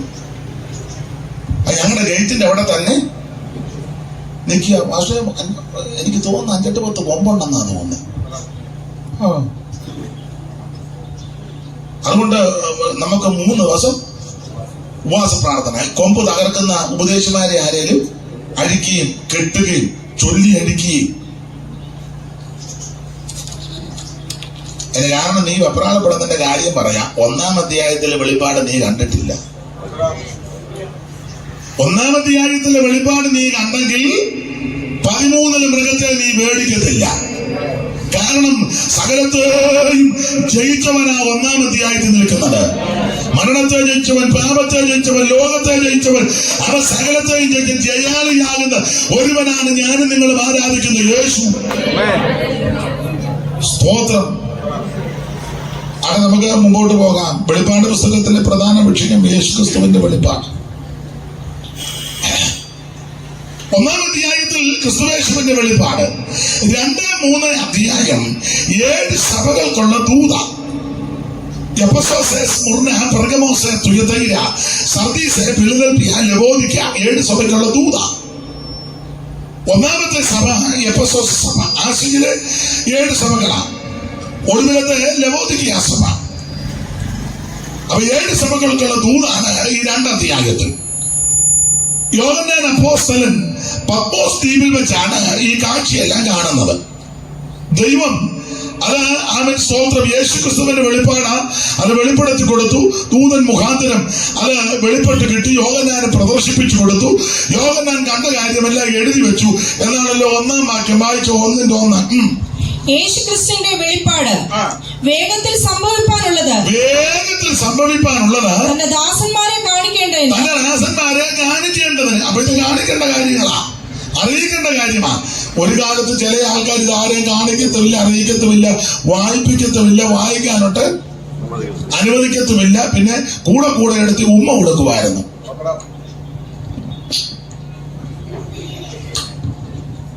അത് നല്ലതാ, ബഹുമാനമുണ്ടല്ലോ. ഉമ്മ കൊടുത്തോ, പക്ഷെ അത് വായിക്കണം. അതിനാ ഇതിനകത്ത് പറഞ്ഞ കാര്യമെല്ലാം വേഗത്തിൽ സംഭവിക്കാനുള്ളതാണ്. എന്നാലും നീ ഇത് സ്തോത്രം പട്ട് പൊതിഞ്ഞ് പാത്തു വെക്കാനുള്ളതല്ല. ആ തിന്നേണ്ട ഒരു മൂല ഒരു കോൺപലക ഉണ്ടാക്കി വെച്ച് പൊതിഞ്ഞ് കൂടെ എടുത്ത്. ഇതിനകത്ത് പറഞ്ഞിരിക്കുന്ന കാര്യം വേഗത്തിൽ സംഭവിക്കാനുള്ളതാ. ഇത് തുറക്കണം, വായിക്കണം. വായിച്ചാൽ എന്നാ ഗുണം? 3-ാം വാക്യം വായിച്ചാലുള്ള ഗുണം, വായിച്ചാലും കേട്ടാലുള്ള ഗുണം 3. ഈ പ്രവചനത്തിന്റെ വാക്കുകളെ വായിച്ചു കേൾപ്പിക്കുന്നവനും. അപ്പൊ ഇത് കേൾപ്പിക്കണം കേട്ടോ, ഇത് കേൾപ്പിക്കണം. പക്ഷെ നമ്മുടെ ആൾക്കാർ കേൾപ്പിക്കുകയല്ല. മൈക്കിൽ തട്ടി വിളിച്ചാൽ പോലും നല്ലത് വിളിക്കുകയല്ല, കേൾപ്പിക്കുകയില്ല. ഞാൻ ചില കൺവെൻഷനൊക്കെ ചെല്ലുമ്പം ശ്രദ്ധിക്കും, ദൂരെ വല്ലതും കേൾക്കുന്നുണ്ടെന്ന്. കേൾക്കുന്നില്ല. അടുത്ത് ചെല്ലുമ്പോഴാ മിണ്ടുന്നില്ല. ജോർജ് പാസ്റ്റർക്ക് ഞാൻ പറഞ്ഞ കാര്യം പിടികിട്ട് കാണും. കേൾപ്പിക്കുകയല്ല. ഇതെടുത്തേക്കുന്ന കേൾപ്പിക്കണമെന്നാ. ഒന്നുകൂടെ വായിച്ച കേട്ടില്ലെന്ന് തോന്നത്. ഈ പ്രവചനത്തിന്റെ വാക്കുകളെ വായിച്ചു കേൾപ്പിക്കണം. കേൾക്കണമെങ്കിൽ നല്ല മൈക്കുണ്ടെങ്കിൽ കേൾക്കും. മറ്റുള്ളവരെ കേൾപ്പിക്കുന്നുണ്ടല്ലോ, ഇല്ലയോ? അവര് കേൾപ്പിക്കുന്നുണ്ട്. ആരെങ്കിലും ഗ്രഹിക്കുന്നുണ്ടോ കേൾക്കുന്നുണ്ടെന്നുള്ളത് വിഷയം. പക്ഷെ കേൾപ്പിക്കും. ഞാൻ എനിക്ക് യാത്ര ചെയ്തു പോകുമ്പോ ഓരോ പോസ്റ്റേലും വെച്ചിട്ടുണ്ട്. 3 കിലോമീറ്ററും 4 കിലോമീറ്റർ എന്നാലും കേൾക്കാം. നമ്മളാണ് ഈ അടുത്ത ഏരിയ പോലും കേൾക്കാൻ പറ്റില്ല. ഇവിടെ തന്നെ വൃത്തിയായിട്ട് കേൾക്കുന്നില്ല. ഇവിടുത്തെ കാര്യം എന്നെ പൊതുവെ പറയുക. അതിന്റെ കാരണം കൂടെ പറയാം. ഒന്ന്, നമുക്കിത് കേൾപ്പിക്കാൻ താല്പര്യമില്ല. 2, എങ്ങനെയാലും ഒരു യോഗം നടത്തിയെന്നുള്ളൊരു ചിന്തയുള്ളൂ. നമുക്ക് ഇതാരും കേൾക്കണമെന്നൊന്നും താല്പര്യമില്ല. എന്നിട്ട് നമ്മൾ ആരും കേൾക്കാതെ ഇവിടെ നിന്ന് പറയുക ഇന്ത്യയോട് പറയുന്നത്. ഇവിടെ ഇരുന്നോ, അങ്ങോട്ട് ഇരുന്നോ, കേൾപ്പിക്കുകയല്ല. അത് കാര്യം പല കാര്യങ്ങളുണ്ട്. ഈ മൈക്ക് സെറ്റുകാരെ വിളിക്കുമ്പോഴേ പറയും എന്തോ ആ ചാർജ്. അപ്പോൾ ഇത്ര ഇച്ചിരൂടെ താക്കണം. പിന്നെ അവൻ 2 ബോക്സ് അങ്ങ് താത്തു. 6 എണ്ണം കൊണ്ടുവരാനിരുന്ന അതിലെ 2 ജോലി ഭാഷയുടെ കാര്യം അല്ലി പറഞ്ഞത്. ഞാൻ പൊതുവിലായി പറഞ്ഞു മിക്കടത്തും. ഇനി എത്രയാകും? അത് ഇന്നതാ, ഇച്ചിരൂടെ ഒന്ന് താത്ത് പിടി. എന്നാ ഞാൻ ഇന്ന സാധനം അത് മതി. എത്ര ബോക്സ്? 2. ഒരു 10 കാണും. വരുന്ന മാസമൊക്കെ ഭയങ്കര ശബ്ദം. അയാൾ അലറിക്കുള്ളൂ. ആര് കേൾക്കാന്, ആരെ കേൾപ്പിക്കാന്? ഇനി ഞാൻ ചില കൺവെൻഷൻ ചിലപ്പോ സ്റ്റേജിൽ ഇരിക്കുന്നവർക്കും കേൾക്കാൻ മേല. എന്നാ ഒരു വലിയപ്പരിക്കുന്നത് ഇടയ്ക്കിടയ്ക്ക് എന്നതാ സ്റ്റേജിൽ ഇരിക്കുന്നവർക്ക് പോലും നിങ്ങൾക്ക് മനസ്സിലായ കാര്യമാണ്. നിങ്ങൾ കേൾക്കുന്നുണ്ടല്ലോ, അതറിഞ്ഞാൽ മതി. ഇത് കേൾപ്പിക്കണം. അതിനാ ഇത് കേൾക്കാൻ കൊള്ളാവുന്ന കാര്യമാണ്. അതുകൊണ്ടാണ് ഇത് വായിച്ച് കേൾപ്പിക്കണം. ഇത് പരിഗണിക്കുന്നതല്ല, അശ്ലീല കഥകളുമല്ല, മനുഷ്യനെ ഇക്കിളിപ്പെടുത്തുന്ന കഥയൊന്നുമല്ല. ജഡത്തെ ഉന്മാദിപ്പിക്കുന്നതും ത്രസിപ്പിക്കുന്നതും ഇത് കേട്ട് കഴിയുമ്പോൾ മറ്റവന്റെ പൊങ്ങാതിക്ക് പിടിക്കുന്ന കഥയല്ല. ഇത് അത് സത്യസുവിശേഷമാണ്. ആ സുവിശേഷം യേശുക്രിസ്തുവാണ്. മറ്റൊരുത്തരും രക്ഷയില്ല. നാം രക്ഷിക്കപ്പെടുവാൻ ആകാശത്തിന് കീഴിൽ മനുഷ്യരുടെ ഇടയിൽ നൽകപ്പെട്ട ഒരേ ഒരു നാമം യേശുക്രിസ്തുവിന്റെ പരിശുദ്ധ നാമം. ഇത് കേൾപ്പിക്കണം. ഒന്നുകൂടെ വായിച്ചോ സഹോദരി. ഈ പ്രവചനത്തിന്റെ വാക്കുകളെ വായിച്ചു കേൾപ്പിക്കുന്നത്. ഇത് വായിച്ച് കേൾപ്പിക്കണം, വായിച്ച് കേൾപ്പിക്കണം. ഇന്ത്യയില കേൾപ്പിക്കുകയല്ല. ഇത് കേൾപ്പിക്കേണ്ടതാണ്. ഇത് ദൈവത്തിന്റെ വചനമാണ്. തേനിലും തേൻകെട്ടെങ്കിലും മധുരമുള്ള വചനം കേൾപ്പിക്കണം. അല്പബുദ്ധിയെ ജ്ഞാനിയാക്കുന്ന തിരുവചനം കേൾപ്പിക്കണം. കാലിന് ദീപവും പാതയ്ക്ക് പ്രകാശമാണ്, അത് കേൾപ്പിക്കണം. അതിവേഗത്തിൽ ഓടുന്ന തിരുവചനം ഇത് കേൾപ്പിക്കണം. ഇത് പാറയെ തകർക്കുന്ന ചുറ്റിക, അത് കേൾപ്പിക്കണം. വചനം തീ പോലെയാ, ഇത് കേൾപ്പിക്കണം. ഇത് ഇരുവായിട്ടുള്ള ഏത് വാനരക്കാൽ മൂർച്ചകാരികള, ഇത് കേൾപ്പിക്കണം. ഇത് അണ്ണാക്കിന് മധുരമാ, ഇത് കേൾപ്പിക്കണം. ഇത് ഇളമ്പുല്ലിൽ പെയ്യുന്ന മഞ്ഞ് പോലെ മാരി പോലെ ഉള്ളതാ ദൈവവചനം, ഇത് കേൾപ്പിക്കണം. ഇത് പൊന്നിലും തങ്കത്തിലും വളരെ ആഗ്രഹിക്കത്തക്ക വചനമാ, ഇത് കേൾപ്പിക്കണം. എന്റെ വായിൽ നിന്ന് പുറപ്പെടുന്ന എന്റെ വചനം വെറുതെ എന്റെ അടുക്ക വരത്തില്ല, അയച്ച കാര്യം സാധിപ്പിക്കും, ഇഷ്ടമുള്ളത് നിവർത്തിക്കും. ആ തിരുവചനം കേൾപ്പിക്കണം.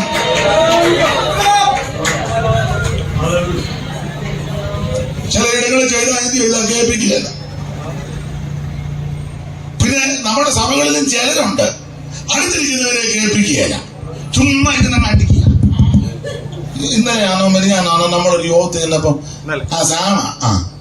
ഒരു അപ്പച്ചനിൽ നമ്മൾ ചുമ്മാ അടിക്കുക. അത് പറയാൻ എന്തിനാ അടിക്കുന്നതെന്ന്. അടുത്തിരുന്നൊരു സഹോദരൻ കേൾക്കാൻ പുള്ളി എഴുന്നേറ്റ് അങ്ങ് പോയി. പുള്ളി എഴുന്നേറ്റ് ഞാൻ കണ്ട പുള്ളി എഴുന്നേറ്റ് പോകുന്നു, കേൾപ്പിക്കുന്നില്ല. വചനം കേൾക്കുമ്പോൾ ഉണർവുണ്ടാകും, സ്തോത്രം ചെയ്യും, ഹല്ലേലൂയ പറയും. അത് മറ്റുള്ളവർക്ക് ബുദ്ധിമുട്ടാക്കി കേൾപ്പിക്കണ്ടേ? ഇത് കേൾക്കണം. ഇത് കേൾക്കാൻ കൊള്ളാവുന്ന കാര്യമാണ്. കാരണം യേശുവിനെ പറ്റിയാ. യേശുവിനെ പറ്റി പറഞ്ഞാൽ കേൾക്കാൻ കൊള്ളാവുന്നതാണ്. നമ്മളെ പറ്റി അധികം പറയാതിരിക്കുന്നതാ നല്ലത്. നമ്മുടെ വീട്ടുകാരിയോ നമ്മുടെ കുടുംബചരിത്രവും ചില പറഞ്ഞു ഞങ്ങൾ ഏത് കുടുംബചരിത്രം ഒന്നും പറയാതിരിക്കുന്നതാ. ഇപ്പം വേണേ പറയാൻ ആർക്കും അറിയില്ല. പഴയ ആൾക്കാരുണ്ട് ഇങ്ങനെ എങ്ങനെയുണ്ടോ എന്റെ കുടുംബത്തിലെ വിചാരമൊന്നും. ഞാനൊരിക്കലെ ഒരു സ്ഥലത്ത് ചെന്നപ്പം എന്നോട് പറഞ്ഞു ഭയങ്കര കുടുംബക്കാരാന്ന് പറഞ്ഞു.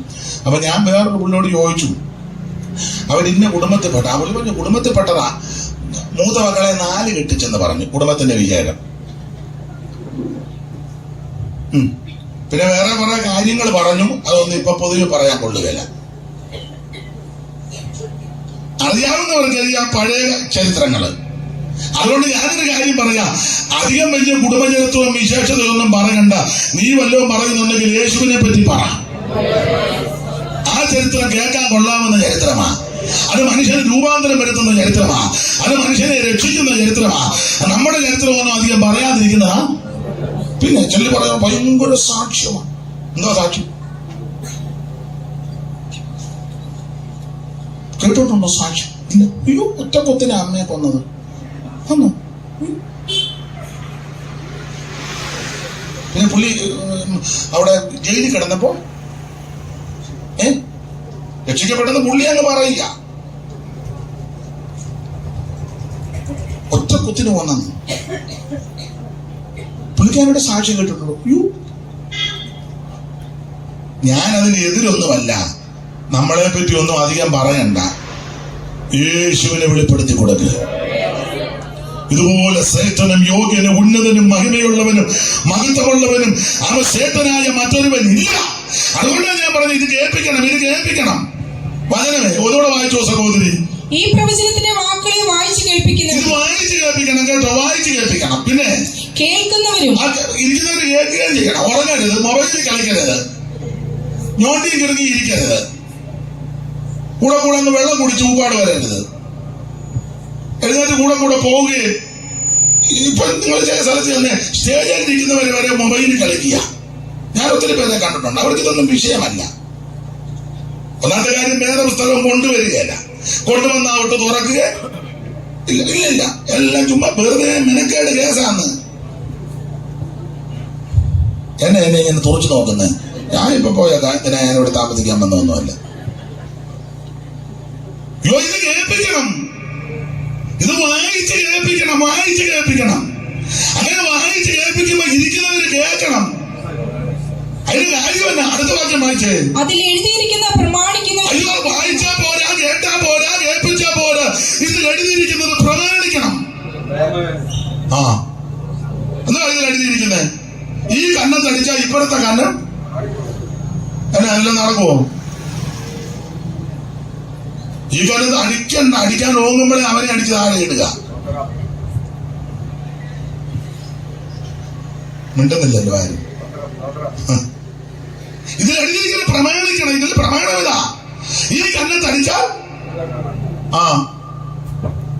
ഒരു നാഴിക നടക്കാൻ നിർബന്ധിച്ച ഇതാ പ്രമാണം.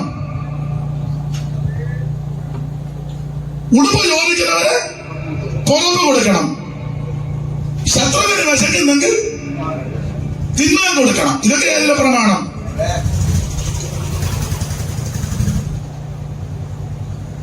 ഇതന്നെയാണോ എല്ലാവർക്കും ഒരു അരുതാഴിയ പോലെ? ഞാന് എന്റെ കയ്യിൽ നിന്ന് വിട്ടതല്ല, ഞാനുള്ള കാര്യം പറഞ്ഞതാണ്. വേറെ ദിവസത്തിലെ കാര്യം പറയാനല്ലേ എന്നെ വിളിച്ചേ. ഇപ്പൊ അത് ഇഷ്ടമല്ലല്ലേ?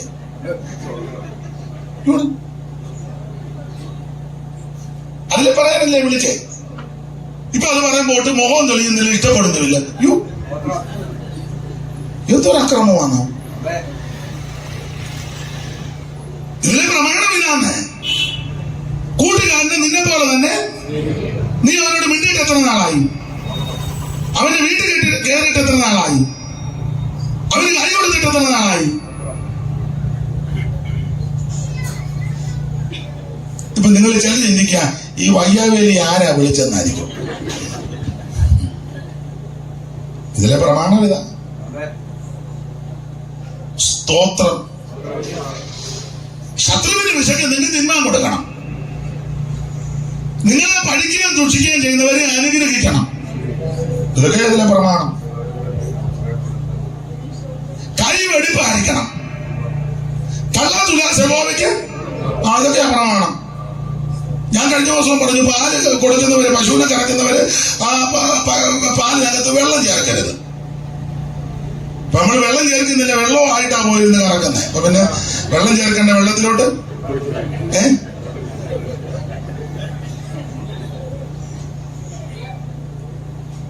നിങ്ങൾക്ക് മനസ്സിലാകാതെയാണോ എന്നെ പൊട്ടം കളിപ്പിക്കുകയാണോ? ഇതിന് പ്രമാണമൊക്കെ അതാ. കള്ളത്തുലാസ യഹോവയ്ക്ക് വെറുപ്പാ. ഒത്ത വഴി അവിടത്തേക്ക് പ്രസാദമാണ്.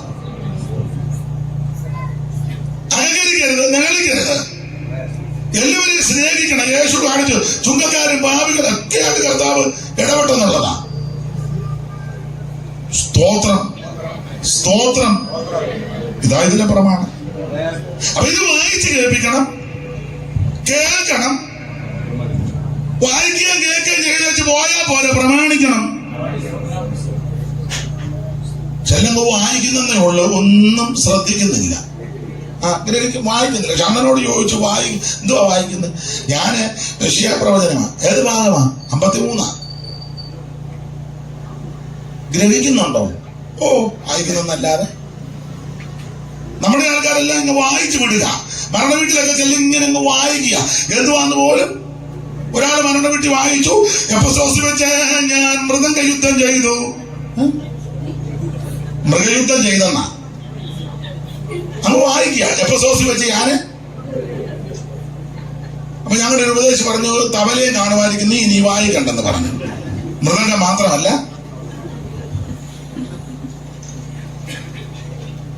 ചിലർ വായിക്കുന്നതേ ഉള്ളു, ഗ്രഹിക്കുന്നൊന്നുമില്ല. ഞങ്ങളുടെ അടുത്ത് ഒരാള് വർഷങ്ങൾക്ക് മുമ്പ് അമ്പലത്തില് ഭാഗവതം വായിച്ചുകൊണ്ടിരിക്കുക. അപ്പൊ അവിടെ ഒരു കുടിയനായ മനുഷ്യനുണ്ട്. ഉച്ചസമയമായി. അപ്പൊ ആരും അടുത്തില്ല. പുള്ളി അവിടെ നിന്ന് അവരുടെ ഭക്തിയോടെ വായിച്ചുകൊണ്ടിരിക്കുക. ഒരു തടിയടിയും കുടിയനുമായ മനുഷ്യന് വർഷങ്ങൾക്ക് മുമ്പ് പുള്ളി അങ്ങോട്ട് എന്ന് പറഞ്ഞു, സുമാര, വായിച്ചാലും പഠിക്കും, വായിച്ചില്ലേലും പഠിക്കും. വായിച്ചാലും പഠിക്കും. പുള്ളി അങ്ങ് വിഷമസന്ധിയില്ല. പിന്നെ ചെല്ലി എന്ന് മറ്റേ പുള്ളിയെ അങ്ങ് മാറ്റി. ചെല്ലങ്ങ് വായിക്കുന്നുണ്ട്, ഇവിടെ ഒന്നും ഗ്രഹിക്കുന്നില്ല. ചെല്ലി വായിച്ചെന്ന് ചെല്ലി നീ ഓരോരുത്തരും ഓരോ രീതിയില്ല നീട്ടി വായിക്കുന്നവരുണ്ട്. നീ തലമുറ തലമുറയാ ഞങ്ങളുടെ നല്ല നീട്ടി വായിക്കുന്നതേ ഉള്ളു, ഗ്രഹിക്കുന്നില്ല ചിലര്. ഇത് വായിച്ചാൽ പോലെ ഗ്രഹിക്കണം, ഗ്രഹിച്ചാൽ പോലെ ഇത് പ്രമാണിക്കണം. ഒന്നുകൂടെ വായിച്ചോ 3-ാം വാക്യം. ഈ പ്രവചനത്തിന്റെ വാക്കുകളെ വായിച്ചു കേൾപ്പിക്കുന്നവനും കേൾക്കുന്നവനും അതിൽ എഴുതിയിരിക്കുന്ന പ്രമാണിക്കുന്നവരും ഇത് എഴുതിയിരിക്കുന്നത് പ്രമാണിക്കുന്നവരും അവരാ ഭാഗ്യവാന്മാരും. സ്തോത്രം. അപ്പൊ ഇത് വായിക്കണം, കേൾപ്പിക്കണം, പ്രമാണിക്കണം. അതിനാണ് ഇത് തന്നിരിക്കുന്നത്. അത് നമുക്ക് വരാം. 1-ാം അധ്യായത്തിൽ തേജസ്കരിക്കപ്പെട്ട യേശു ക്രിസ്തുവിന്റെ വെളിപ്പാട്. 2-3 അധ്യായത്തിൽ 7 സഭയ്ക്കുള്ള ദൂത്. 4-ാം അധ്യായത്തിൽ സഭ എടുക്കപ്പെടുന്നതായിട്ട് പരാമർശിക്കുന്നു. 5-ാം അധ്യായത്തിൽ വീണ്ടെടുപ്പിന്റെ ഗാനമാണ്, ഈ ഭൂമിയുടെ വീണ്ടെടുപ്പ്. 6-ാം അധ്യായത്തിൽ മുദ്ര പൊട്ടിക്കുന്നതായിട്ട് കാണുന്നു. 6-ാം അധ്യായത്തിൽ 7 മുദ്രയിൽ 6 മുദ്ര പൊട്ടിക്കുന്നു. 7-ാം അധ്യായത്തിൽ 144,000 പേർക്ക് മുദ്ര കിട്ട് വേർതിരിക്കുന്നു. 8-ാം അധ്യായത്തിൽ 7-ാമത്തെ കാഹളം ഊതുകയും 7-ാം മുദ്ര പൊട്ടിക്കുകയും 7 കാഹളങ്ങൾ വീട്ടുന്നു. 9-ാം അധ്യായത്തിൽ യൂഫ്രട്ടീസ് നദീതീരത്ത് ബന്ധിച്ച ദൂതനെ അഴിച്ചുവിടുന്നു. 10-ാം അധ്യായത്തിൽ ചെറുപുസ്തകം വാങ്ങി ഭക്ഷിക്കുന്നു. 11-ാമത്തെ അധ്യായത്തിൽ 2 സാക്ഷികൾ പ്രത്യക്ഷപ്പെടുന്നു. 12-ാം അധ്യായത്തിൽ സൂര്യധാരണയായ സ്ത്രീയെ ദർശിക്കുന്നു. 13-ാം അധ്യായം മുമ്പേ വായിച്ചു, സമുദ്രത്തിന് കയറി വരുന്ന ഘോരവും ഭയങ്കരമായ ഒരു മൃഗം. 14-ാം അധ്യായത്തിൽ സിയോൻ മലയിൽ കുഞ്ഞാടിനോടുകൂടെ 144,000 പേരെ കാണുന്നു. 15-ാം അധ്യായത്തിൽ മോശയുടെ പാട്ടും കുഞ്ഞാടിന്റെ പാട്ടും പാടി വീണ പിടിച്ചു വൈണികന്മാർ പഴുകുന്നതിയുടെ തീരത്ത് പാടി കർത്താവിനെ മഹത്വപ്പെടുത്തുന്നു. 16-ാം അധ്യായത്തിൽ 7 ക്രോധകലശങ്ങൾ ഭൂമിയിലേക്ക് ഒഴിക്കുന്നു. 17-ാം അധ്യായത്തിൽ എതിർ ക്രിസ്തുവിന്റെ മണവാട്ടിയെ കടന്നു മർമ്മം മകതിയാം ബാബിലോൺ. 18-ാം അധ്യായത്തിൽ വാണിജ്യ ബാബിലോണിന്റെ അനപ്പതന 1 മണിക്കൂർ കൊണ്ട് കത്തിച്ചാമ്പലാകുന്നു. 19-ാം അധ്യായം കുഞ്ഞാടിന്റെ കല്യാണത്തെ നമ്മൾ കാണുന്നു. 20-ാം അധ്യായം സാത്താനെ പിടിച്ച് 1000 ആണ്ടേക്ക് ബന്ധിക്കുന്നു. 21-ാം അധ്യായത്തിൽ ഭർത്താവിനായിട്ട് അലങ്കരിച്ച മണവാട്ടിയെ പോലെ പുതിയ യെരൂശലേം സ്വർഗത്തിൽ നിന്ന് ഇറങ്ങി വരുന്നു. 22-ാം അധ്യായം ജീവജല നദിയും ഇരുകരയും ജീവവൃക്ഷങ്ങളും അത് മാസം തോറും പുതിയ ഫലവും പുറപ്പെടുവിക്കുന്നു. ഒറ്റ വാക്യം പറഞ്ഞാൽ ദൈവജനം നിത്യതയിൽ പോകുന്നു. ഒരു പാട്ടിന്റെ വരിയുണ്ട്, ഇമ്മായിരിക്കില്ലയോ പാട്. ജീവനദി ഇമ്പശക്തം മേവിയതിലൂടെ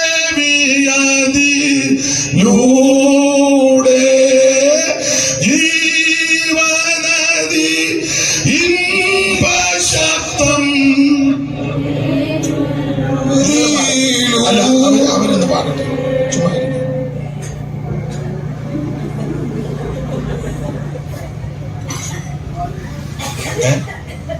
അറിയത്തില്ലയോ? ഇപ്പൊ നിങ്ങൾ പറയാ, പക്ഷെ ഞങ്ങൾ ഇരുന്ന് തരുന്നില്ലയോ? അത് വലിയ കാര്യമോ? ഇരിക്കുന്നുണ്ടല്ലയോ നമ്മള്?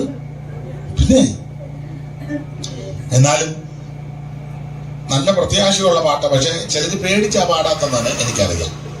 ഇപ്പൊ നിങ്ങൾ ചിന്തിക്കുക, ഇയാൾക്ക് വേറൊരു പാട്ടും കിട്ടിയില്ലയോ? ഇവനീ ഇമ്പശബ്ദം മേവിയതിലൂടെ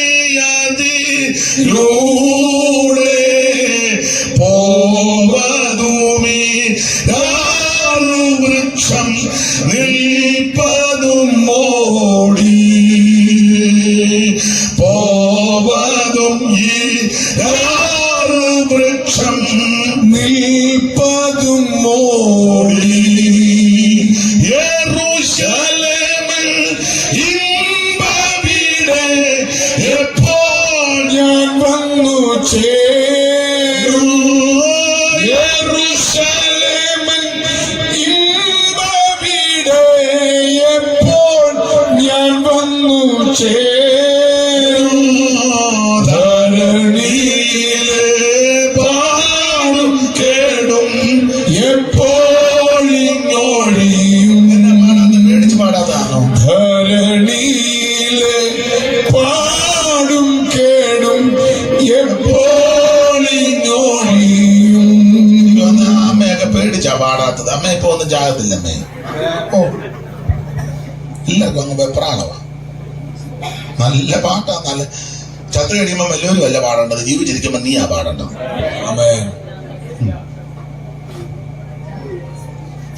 സ്തോത്രം. ഇതാണ് വെളിപ്പാട് പുസ്തകം ഓടിച്ചൊന്ന് പഠിച്ചാൽ നമുക്ക് മടക്കി വരാം. നമ്മൾ 2-ാം അധ്യായത്തിന്റെ 17-ആണല്ലോ വായിച്ചത്. അത് സഹോദരി ഒന്നുകൂടെ വായിച്ച് സഹായിച്ചാട്ടെ. ആത്മാവ് സഭകളോട് പറയുന്നത് എന്തെന്ന്? ആത്മാവ് സഭകളോട് പറയുന്നത് എന്തെന്ന്? ചെവിയുള്ളവൻ കേൾക്കട്ടെ. ചെവിയുള്ളവൻ കേൾക്കട്ടെ.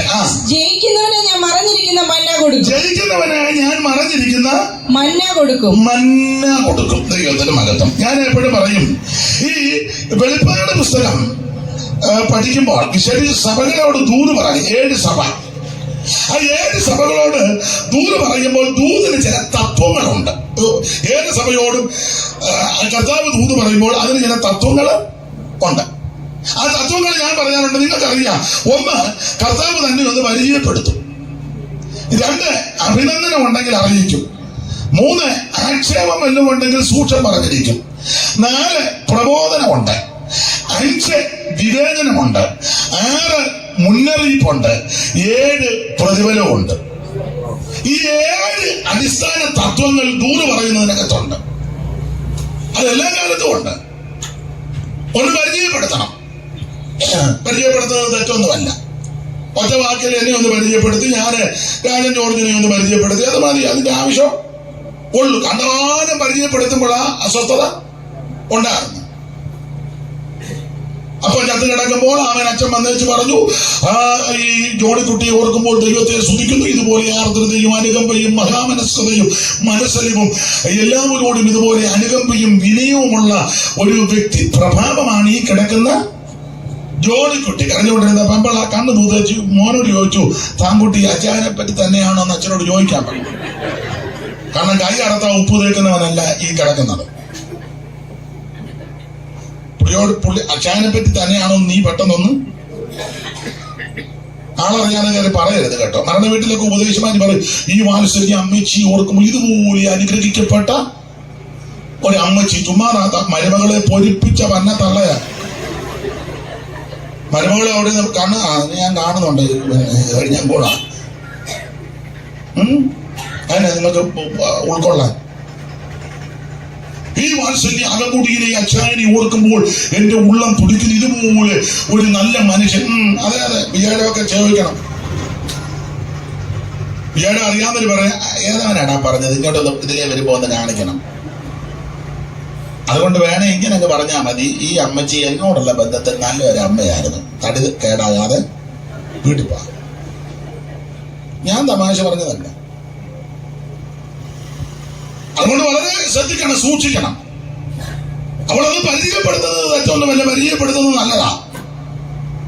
ചില ആൾക്കാര് പരിചയപ്പെടുത്തുകയില്ല. എവിടുന്നാ വന്നെന്നോ എവിടോട്ട് പോകുന്നെന്നോ.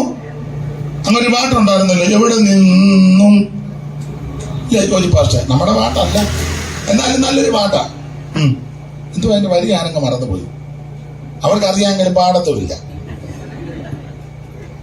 അതാ എവിടെ നിന്നു വന്നു നീ, അയ്യോ അറിയാമോ?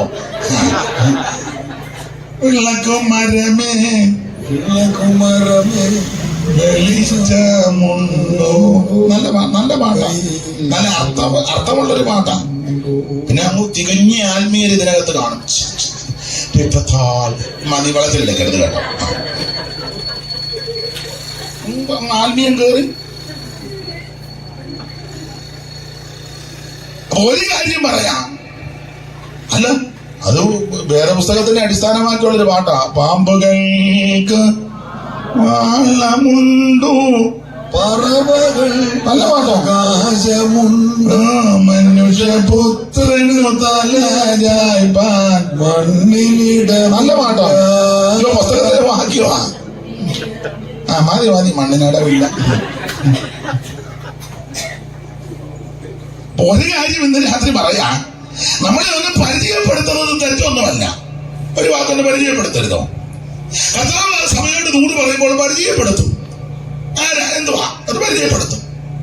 രണ്ട്, പരിചയപ്പെടുത്തി ഒന്ന് വായിച്ച്, ഇത് പെർഗമോസ് സഭയോടുള്ള ദൂത, അങ്ങനല്ലയോ? പെർഗമോസ് സഭയോട് 12-ാം വാക്യം, പെർഗമോസിലെ സഭയുടെ ദൂതൻ എഴുതുക. അപ്പൊ പെർഗമോസ് സഭയോടാ. പെർഗമോസ് വായിച്ചോ. മൂർച്ചയേറിയ ഇരുവായ്ത്തലവാളുള്ള അവൻ അരുളി ചെയ്യുന്നത്, നീ എവിടെ പാർക്കുന്നു എന്നും അത് സാത്താന സിംഹാസനം ഉള്ളയിടമെന്നും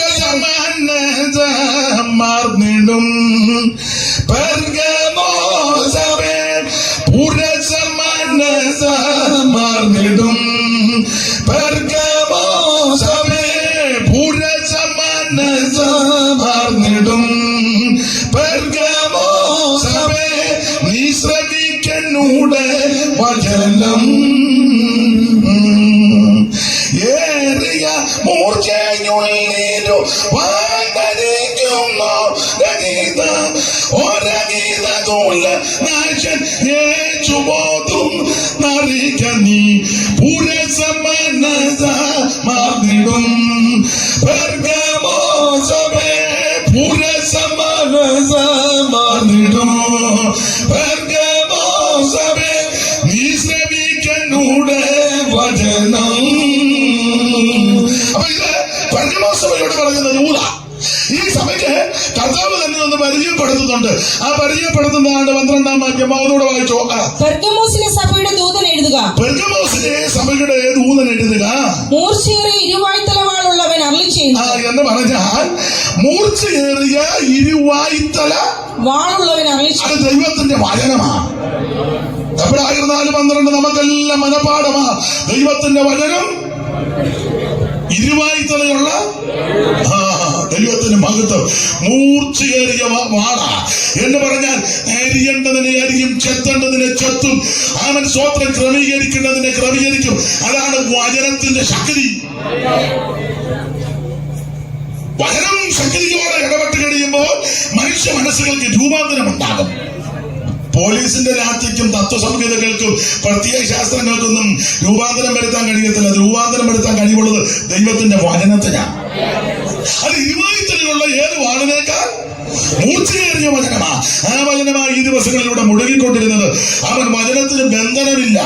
ഇന്ന് രാത്രി ഇവിടെ നിന്ന് നിങ്ങൾ വചനം കഴിക്കുമ്പോൾ ഇത് ചെന്ന് ക്രിയ ചെയ്യേണ്ടടുത്തെല്ലാം ക്രിയ ചെയ്യും. ഇത് അതിവേഗത്തിൽ ഓടുന്ന ദൈവത്തിന്റെ വചനമാ. എന്റെ ഭാഷ പറഞ്ഞാൽ നീ ഇവിടെ ഇരുന്ന് ആരാധിച്ച് പ്രാർത്ഥിക്കുമ്പോൾ ഈ വചനം നിന്റെ വീട്ടിൽ ചെന്ന് ക്രിയ ചെയ്തുകൊണ്ടിരിക്കും. കുഞ്ഞുങ്ങൾ വിദേശത്തോ വിദൂരതയിലായിരിക്കുന്നെങ്കിൽ അവർ മനോഭാരത്തോടെ ഏതെങ്കിലും വിഷയത്തിൽ ഞരകുന്നുണ്ടെങ്കിൽ എന്നെ കേൾക്കുന്ന മാന്യ മാതാവേ പിതാവേ, നീ സന്തോഷത്തോടെ ദൈവത്തിന്റെ വചനം ഇവിടുന്ന് കേൾക്കുമ്പോൾ ഇത് ക്രിയ ചെയ്തുകൊണ്ടിരിക്കുന്ന വചനമാണ്. പിന്നെ ഒരു കാര്യമുണ്ട്, വചനം കേൾക്കുമ്പോൾ സന്തോഷത്തോടെ കേൾക്കണം. ചിലരുടെ ഇരിപ്പും നോട്ടം കണ്ട നമുക്ക് ഉള്ളത് ഊന്നും കൂടെ പറയും, വെറുതെ മെനക്കെട്ട്. ഞാൻ ചിലരോട് പറയും, സ്റ്റേജിൽ ഇരിക്കുന്നവര് തന്നെ ഒരു സന്തോഷത്തോടെ, പിന്നെ മെനക്കെട്ട് കേസ്. സ്തോത്രം. ഞാൻ പറയാം, മെനക്കേടാന്നേ അവിടെ ഇരിക്കരുത്. പുറകിലെങ്ങാനും പോയി ഫ്രണ്ടിലാന്നേ ഇരിക്കുന്നത്. ഇവരൊക്കെ ആസ്വദിച്ചിരിക്കുക. നമുക്കും അതൊരു സന്തോഷമാണ്. ഇന്നാളൊരു യോഗത്തിന് വേറൊരാൾ പ്രസംഗിക്കുമ്പോൾ ഒരാൾ ഇരിക്കുകയാണ്. ഞാൻ പിന്നെ നടത്തിപ്പുകാരുണ്ട് പറഞ്ഞു, അയാൾ എഴുന്നേറ്റ് പോകാൻ പറയാൻ പറഞ്ഞു. നമ്മളെ കാശുള്ള ചാനാന്ന് അതിനാണ് ഇങ്ങനെ ഇരിക്കുന്നത്. അയാൾ യോഗത്തിന് ഇത്തിരി കാശ് കൊടുത്തതാണ്. വയ്യാവേലിയൊക്കെ അന്ന് എന്തിന് വചനം അങ്ങനെ ഇരുന്ന് കേൾക്കണം. ഒരു വാക്യം വായിച്ച് തെസ്സലോനിക്കർക്ക് എഴുതിയ 1-ാം ലേഖനം 1-ാം അധ്യായത്തിന്റെ 6-ാമത്തെ വാക്യം വായിച്ച് 1:6 പെട്ടെന്ന് വായിരും. ബഹുകഷ്ടം സഹിക്കേണ്ടി വന്നിട്ടും നിങ്ങൾ പരിശുദ്ധാത്മാവിന്റെ സന്തോഷത്തോടെ വചനം കൈക്കൊണ്ട് അങ്ങനെ വചനം കൈക്കൊള്ളുണ്ട്. എനിക്ക് നിങ്ങൾക്കുമെല്ലാം ബഹു കഷ്ടങ്ങളുണ്ട്. ഇവിടെ ഇരിക്കുന്ന എല്ലാവർക്കും ഒന്നല്ലെങ്കിൽ മറ്റൊരു കഷ്ടങ്ങളും പ്രശ്നങ്ങളും ഉള്ളവരാ. ആരാ ഒരു പ്രശ്നമില്ലാത്ത? നിനക്ക് പ്രശ്നം ഇല്ലയോടാ? ഉണ്ട്. മോന് പ്രശ്നം ഇല്ലയോടാ? അവനുണ്ട്. നിനക്ക് പ്രശ്നം ഇല്ലയോ മോളെ? അവർക്ക് ഇഷ്ടം പോലെ പ്രശ്നമുണ്ട്. അമ്മയ്ക്ക് പ്രശ്നമൊന്നുമില്ല. അമ്മേ ചട്ടയും കൊണ്ട് വാങ്ങു തോന്നുന്നു. അമ്മയെ പ്രശ്നമൊന്നുമില്ല ഉണ്ടോ? ഇല്ലേ? പിന്നെ ഇവിടെ ആർക്കാ പ്രശ്നമില്ലാത്ത? ഒന്നല്ലെങ്കിൽ മറ്റൊരു പ്രശ്നങ്ങൾ എല്ലാവർക്കും ഉള്ളവരാ. പുറമെ നമ്മൾ എന്തുകൊണ്ട് ലില്ലിക്കുട്ടി വിശേഷം സുഖമായിട്ടിരിക്കുന്നു. യോഗ എല്ലാം കഴിഞ്ഞ് ലില്ലിക്കുട്ടിയെ മാറ്റി നിർത്തി കുഞ്ഞമ്മ ചോദിക്കണം, ലില്ലിക്കുട്ടി എന്തുകൊണ്ട്? എന്റെ അമ്മാമ്മയോ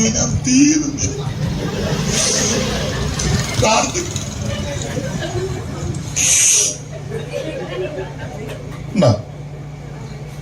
അല്പസമയം പറഞ്ഞത് ലില്ലിക്കുട്ടിക്ക് നല്ല സന്തോഷമായിട്ട് ഇരിക്കുന്നതാണ്. അങ്ങ് പുറത്ത് മാറ്റി കുഞ്ഞമ്മ ചോദിച്ചാൽ എന്തുകൊണ്ട്? അന്നേരം നെല്ലിക്കാച്ചാക്കിന്റെ കുത്തടിച്ച പോലെ ലില്ലിക്കുട്ടി.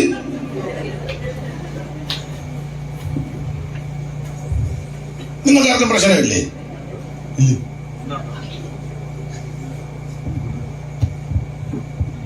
ആർക്കായില്ല? ജോജിപ്പാസൊക്കെ പ്രശ്നമില്ലേ? അതേ ഉള്ളൂ. എങ്കിലും ദൈവം ഇതുവരെ കൊണ്ടുവന്നല്ലോ. എല്ലാവർക്കും ഉണ്ട്. പക്ഷേ കഷ്ടങ്ങളും പ്രശ്നങ്ങളും പ്രതിസന്ധികളൊക്കെ നമുക്ക് ഉണ്ടെങ്കിലും ഈ തെസ്സലോനിക്കരുടെ ക്വാളിറ്റി എന്നാന്നറിയാമോ? ബഹുകഷ്ടം സഹിക്കേണ്ടി വന്നിട്ടും പരിശുദ്ധാത്മാവിന്റെ സന്തോഷത്തോടെ വചനം കൈക്കൊള്ളുക. ഇന്ന് രാത്രി ഇവിടെ ഇരിക്കുന്ന എല്ലാവർക്കും കഷ്ടങ്ങളും പ്രതിസന്ധികളും ഉള്ളതാ. പക്ഷെ അതെല്ലാം ഒന്ന് മാറ്റി വെച്ചേച്ച് ഇന്ന് രാത്രി സന്തോഷത്തോടെ പരിശുദ്ധാത്മാവിന്റെ സന്തോഷത്തോടെ ഈ വചനം ഒന്ന് കൈക്കൊണ്ട്, ഈ വചനം ഇരുവാഴ്ചയുള്ള വാളാ, ഇത് ഇരുവാഴ്ചയുള്ള വാളുള്ളവനാണ് അരുളി ചെയ്യുന്നത്. ഇത് സന്തോഷത്തോടെ ഏറ്റെടുക്കുക. നിനക്ക് നിന്റെ കുടുംബത്തിന് വിടുതല. ഞാനെപ്പോഴും പറയും, നമുക്കെല്ലാം ഭാരമൊക്കെ ഒത്തിരി ഉണ്ട്. ഈ ഭാരമൊക്കെ എടുത്തോണ്ട് യാത്ര ചെയ്താൽ യാത്രയ്ക്ക് സുഖം വരികയല്ല. അതുകൊണ്ടാണ് കർത്താവ് പറഞ്ഞ നിന്റെ ഭാരം.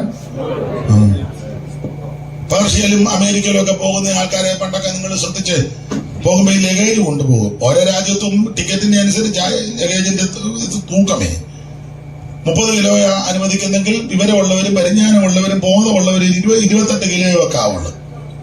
ഇത് കളിൽ 30 കഴിഞ്ഞ് 32 കഴിഞ്ഞ് അന്നേരം ഒരാൾ ഇച്ചിരി അച്ചാറ് കൊണ്ടുവന്ന് അത് വിടവിനകത്തോട്ട് കയറ്റിയേക്കാൻ പെട്ടിയുടെ ഇറങ്ങാൻ നേരത്ത് പറഞ്ഞു, അമ്മാമ്മയെ വീട്ടിൽ വറുത്ത ഉപ്പേരി ആന്നോ? എന്നാ അതും ഞാൻ നന്നായി. എന്നാളൊരു തള്ള പോയപ്പോ ഞാനുണ്ട് എവിടാന്ന് അവസാനം ഈ ബാഗിന്റെ സിപ്പിടാൻ മേല, അതുപോലെ സാധനം സിപ്പിടാൻ മേലെന്ന് ഞാൻ പറഞ്ഞു, തള്ളയെ പിടിച്ച് വലിക്കാതെ അതെല്ലാം പോകുമെന്ന് പറഞ്ഞു. അതുമായിട്ട് വലിയ കാര്യത്തിൽ എയർപോർട്ടിൽ ചെന്ന് എന്റെ അനിയത്തിയാണോ അവിടെ നിൽക്കുന്നത്, അവർ ഞാൻ അതിൻ്റെ അടുത്ത് മാറ്റാൻ പറഞ്ഞു. അവ ഇതെടുത്ത അതെങ്ങനെ കളയുന്നു, ഇതെടുത്ത് അത് കൊണ്ടു, അത് ചമ്മന്തിപ്പൊടി ഇതന്നെ അതെന്റെ ദൈവമേ അനുമായ. ചുരുക്കി പറഞ്ഞ് അതിനകത്ത് കിടന്ന് തള്ളക്കൊന്നും കളയാനും വെക്കുന്നില്ല. വേറെ അതെല്ലാം കൊടുത്ത അതിലോട്ട് തള്ള പോകുമ്പോൾ നോക്കി പോവുക. എന്റെ അലുവ കിടക്കുന്നുണ്ട്. ഞാൻ തമാശ പറഞ്ഞതല്ല. വിവരമുള്ളവര് ബോധമുള്ളവര് 30 കിലോയാ പറഞ്ഞെങ്കിൽ വീട്ടിൽ നിന്ന് എടുക്കുമ്പോ 28 അവിടെ ചെന്ന് തൂക്കുമ്പോ അങ്ങോട്ടും ഇങ്ങോട്ടും വ്യത്യാസം സാധ്യതയുണ്ട്. ഇത് ചുമ്മാ കുറിച്ച് ഉണങ്ങിയതും അവിടെ ചെല്ലുമ്പോ പാട്ടിയും ഉണങ്ങുക.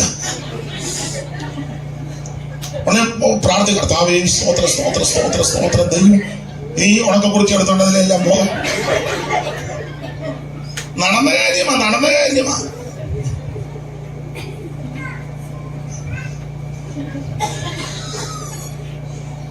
സാഹിബോ ഉണക്ക കുറിച്ച് അപ്പൊ വിവരമുള്ളവരെ ലഗേജ് 30 ആണെങ്കിൽ 28 അല്ലെ 29 കൂടരുത്. അത് എയർപോർട്ടിൽ ചെല്ലുമ്പം യാത്ര പോകുന്നവര് പണ്ടൊക്കെ നിങ്ങൾ ശ്രദ്ധിച്ച് അവര് ഈ കയ്യിലൊരു ചെറിയ ബാഗ് കാണും, ബാക്കി മുഴുവൻ ലഗേജ് വിട്ടു. അങ്ങനെ ലഗേജ് വിട്ടു. അവിടെ ടിക്കറ്റ് കാണിച്ച് തൂക്കി നോക്കും, 30 കിലോ നോക്കിയപ്പോ 29.2. അപ്പൊ അതാ ബെൽറ്റിയെ കൂടി ഇങ്ങനെ പോകും. അന്നേരം അവിടെ പോകുന്നുണ്ടോ എന്ന് നോക്കി നിൽക്കണ്ട, അതൊക്കെ അതിന്റെ പോകേണ്ട വഴി കൂടെ പോവും. വരേണ്ട വഴി നീ പോകേണ്ട വഴി കൂടെ പോണം. അത്യാവശ്യമുള്ള ചെറിയൊരു ബാഗ്. വിമാനത്തിൽ കയറി അവിടെ ഇരിക്കുന്ന നിശ്ചയിക്കപ്പെട്ട സീറ്റില് അവര് ആദ്യമായിട്ട് അന്ന് നിർദ്ദേശങ്ങൾ തരും. അതൊക്കെ പാലിച്ച് അതിനകത്ത് മര്യാദയ്ക്ക് ഇരിക്കുക. അതിനകത്ത് കിടന്ന് മേടൊന്നും കാണിക്കരുത്. പിന്നെ പേർഷ്യയിലോട്ടാ പോകുന്നെങ്കിൽ 4 മണിക്കൂർ അല്ലെ 4.5 മണിക്കൂർ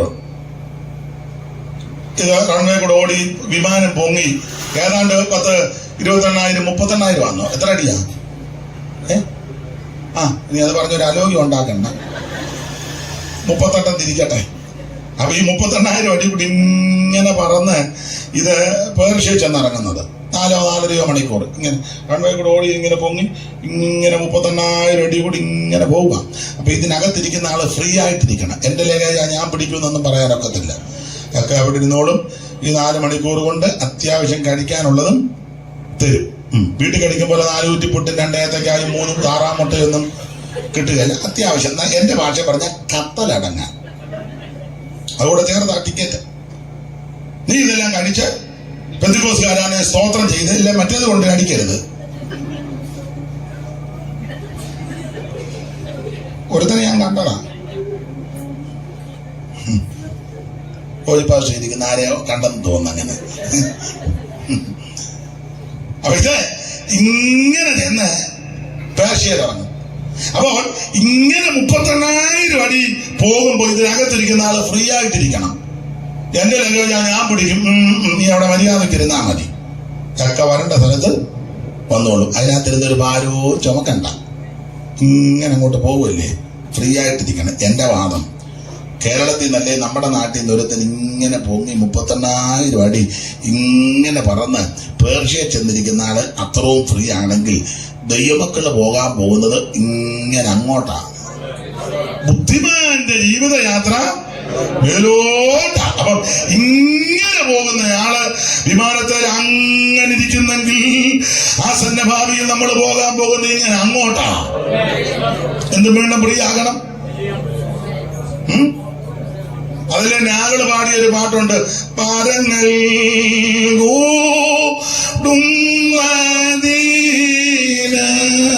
നിങ്ങൾ ചിന്തിക്കുക. അയാൾ പിന്നെയും തുടങ്ങി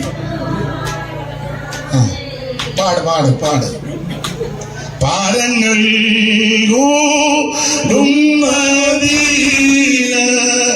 ഒന്നും വേണ്ട യാത്രയിൽ അല്പമാത്രം വിശപ്പിന് സ്വൽപ്പ വെള്ളം എന്ത് നല്ല വരികളാ. ജർമ്മനിയിലെ സാഹിബ് മലയാള നാട്ടിൽ വന്ന് മലയാള ഭാഷ പഠിച്ച് വളരെ തിട്ടമായി പഠിച്ചിട്ട് നല്ല അർത്ഥസമ്പുഷ്ടമായ വരികളായിട്ട് ഇരിക്കുന്നത്. അന്നേരം ഇവിടെ ജനിച്ച് വളർന്ന ചില വിദ്വാൻമാരെ എഴുതുന്ന പാട്ട് കേട്ടാൽ അയ്യോ നമുക്ക്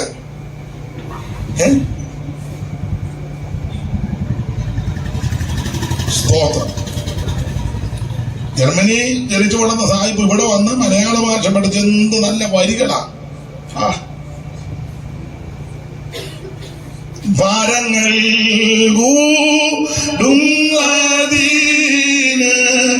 ഒന്നും വേണ്ട യാത്രയിൽ ഭാരങ്ങൾ ഓടുന്നതിന് ഒന്നും വേണ്ട യാത്രയിൽ അല്പമാപ്പ വിശപ്പിന് സ്വൽപ്പ വെള്ളം ദാഹിക്കി. യാത്രയിൽ അധികം ഭാരമൊന്നും ചുമക്കരുത്. നിന്റെ ഭാരം യഹോവയുടെ മേൽ വെച്ചുകൊള്ളണം. വേറൊരു ഭാഗത്ത് വായിക്കുന്ന നാളോട് നമ്മുടെ ഭാരങ്ങൾ ചുമക്കുന്ന ഒരു നല്ല കർത്താവുണ്ട്. ഫ്രീ ആയിട്ട് നിൽക്കണം. അത് കേൾക്കണമെന്ന് ചോദിച്ചാൽ ബലികഷ്ടം സഹിക്കേണ്ടി വന്നിട്ടും നിങ്ങൾ പരിശുദ്ധാത്മാവിന്റെ സന്തോഷത്തോടെ വചനം കൈക്കൊണ്ടു. ദൈവത്തിന്റെ വചനം കൈക്കൊണ്ടു. അങ്ങനെ വേണം കൈക്കൊള്ളാൻ. ആ ഓട്ടോ ഇരിപ്പൊക്കെ കണ്ട ചില യോധനമെതിരെ ഇതുപോലൊരു ചതിവ്.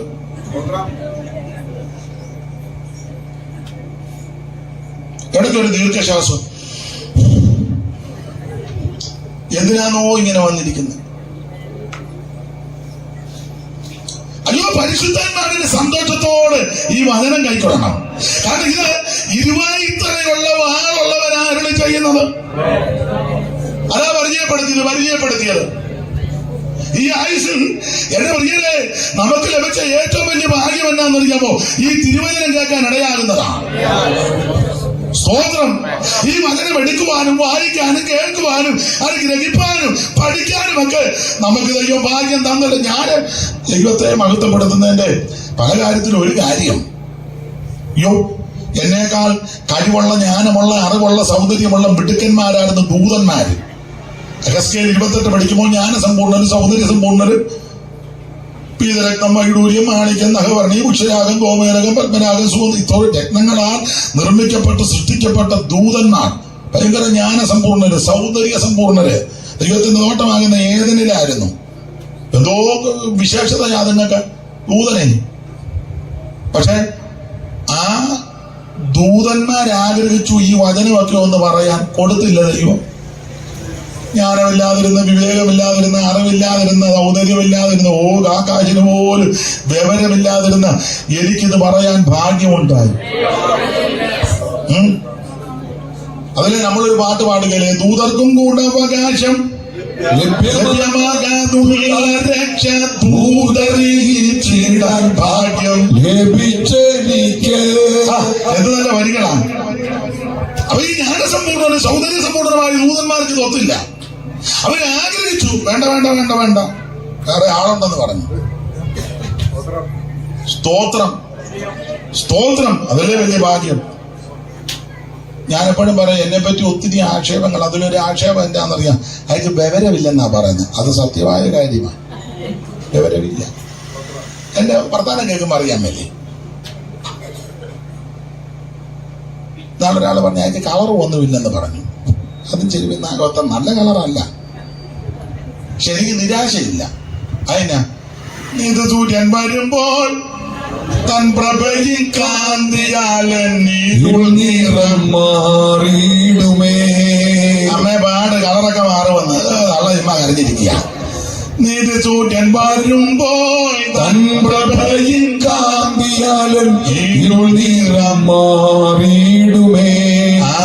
രാജരാജ പ്രതിമയെ ധരിപ്പിച്ചിട്ടെന്നെ താൻ, രാജരാജ പ്രതിമയെ ധരിപ്പിച്ചിട്ടെന്നെ താൻ, കൂടവേ ഇരുത്തുന്ന രാജാവ് വേഗം വരും, കൂടവേ ഇരുത്തുന്ന രാജാവ് വേഗം വരും.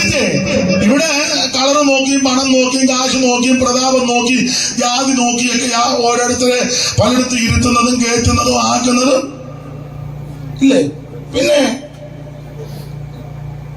പണ്ടൊരാള് റാലി നടത്തിയപ്പോൾ പറഞ്ഞു, ഏറ്റവും റാലിക്ക് നിർദ്ദേശം കൊടുക്കുക, ഏറ്റവും ഫ്രണ്ടിൽ നിൽക്കേണ്ടത് ആപ്പിളിന്റെ കളറുള്ളവര്. പുള്ളി പറയുക, അതിന്റെ പുറകിൽ നിൽക്കേണ്ടത് ഓറഞ്ചിന്റെ കളറുള്ളവര്, അതിന്റെ പുറകിൽ ബൈബിളിന്റെ കളറുള്ളവര്. പുള്ളിയുടെ ഡയലോഗ. നമ്മളുമൊക്കെ ചിരിക്കൊന്നും വേണ്ട, നമ്മളുമൊക്കെ ഇതൊക്കെ തന്നെ. ഞാൻ എവിടുന്നാ വരുന്നത്? അമേരിക്കന്ന്. ഈ കുഷ്യനുള്ളതിലിരിക്കും. അമേരിക്കന്ന് വന്നതല്ലേ. ബ്രദർ എവിടുന്നാ വരുന്നത്? ഞാൻ ലണ്ടനിൽ നിന്ന്. ഇപ്പൊ ഇരുന്നു, അത്രയും കട്ടിയില്ലെന്നേ ഉള്ളെന്നാൽ കുഷ്യനുണ്ട്. ബ്രദർ എവിടുന്നാ വരുന്നത്? ഞാൻ നോർത്ത് ഇന്ത്യ എന്നാ. പിന്നെ ഇരുമ്പ് കസേര ഇരിക്കുന്നതാ. സഹോദരൻ എവിടുന്നാ വരുന്നേ? ഞാന് കുരിക്കാട്ട് മുക്കിന്ന്. ഇവിടെ പള്ളിപ്പാട്ട് ഇല്ലേ, ഇവിടെ ഒരു സ്ഥലമുണ്ട് കുരിക്കാട്ട് മുക്ക്. എന്നാ പിന്നെ ആ തറയിലിരുന്നു. അയ്യോ, നമ്മളെല്ലാം ഇങ്ങനൊക്കെ തന്നെ. കാശും പുത്തനുമുള്ള അച്ഛൻ എന്നെ കൈ കൊടുത്താൽ വിടുകയാണ്. പിന്നെ കുലുക്കി അതിന് പറയാം, വിടുവേവി എനിക്ക് പോണം. കാശും പുത്തനും ഇല്ലാത്തവനാണ് രണ്ടുപേരല്ല കൊടുക്കുന്നത്. ഒട്ടുമില്ലാത്തവനാണ് ഇനി ഞാൻ വെടിവെക്കുമെന്നാ പറഞ്ഞതിന്റെ അർത്ഥം. മനുഷ്യന്റെ എല്ലാം പ്രകൃതി ഇങ്ങനെ 99 ഇതൊക്കെ തന്നെ ആണെന്ന് നിങ്ങൾ എന്നെ ഇങ്ങനെ കുറിച്ച് നോക്കുമൊന്നും വേണ്ട. അങ്ങനെ നോക്കിയാലത് ഞാൻ ഒതുങ്ങത്തുമില്ല. എന്റെ പ്രസംഗം ഒട്ട് മാറ്റുകയില്ല. നിങ്ങൾ നോക്കി കുഴയൊന്നല്ലാതെ ഇതിന് മാറ്റമൊന്നും വരികയല്ല. ഇവിടെ എല്ലാവരും അതൊക്കെ നോക്കി ചെയ്യുന്നത്. പക്ഷെ കർത്താവ് അങ്ങനല്ല. ദൈവത്തിന്റെ മഹത്വം. യോഗ്യത ഇല്ലാത്തത് കൊണ്ടാണ് നമ്മളെ തെരഞ്ഞെടുത്തത്. അപ്പൊ എന്നെ പറ്റി അത് ആക്ഷേപം പറയുന്നത് വിവരമില്ല, സത്യമാണ്. വെളിവും ബോധവും ഇല്ല, അതും സത്യമാണ്. കാണുന്നത് നല്ലതല്ല, സത്യമാന്നേ. ഒരുത്തം പറഞ്ഞ് നല്ല ജാതിയൊന്നുമല്ലെന്ന്, ആട്ടെ സത്യമാണ്. ഒരുത്തം പറഞ്ഞു മറ്റേതാന്ന്. ആരുടെ മറ്റേത്? പറഞ്ഞ കാര്യമായി പറയാന്ന്. വേറൊരുത്തം പറഞ്ഞ അവന് വിവരമൊന്നുമില്ല. അവന്റെ തന്ത ഇങ്ങനെ പറഞ്ഞ അവന്റെ തന്ത കള്ളുഷാപ്പിലെ ജോലിയല്ലേ, കള്ളുഷാപ്പിന്റെ സ്റ്റാൻഡേർഡ് ഉള്ളത്. സത്യമാ, എന്റെ അപ്പൻ കള്ളുഷാപ്പിൽ ഒരു ചെറിയ ജോലിയായിരുന്നു. എനിക്കതിൽ അഭിമാനമാണ്.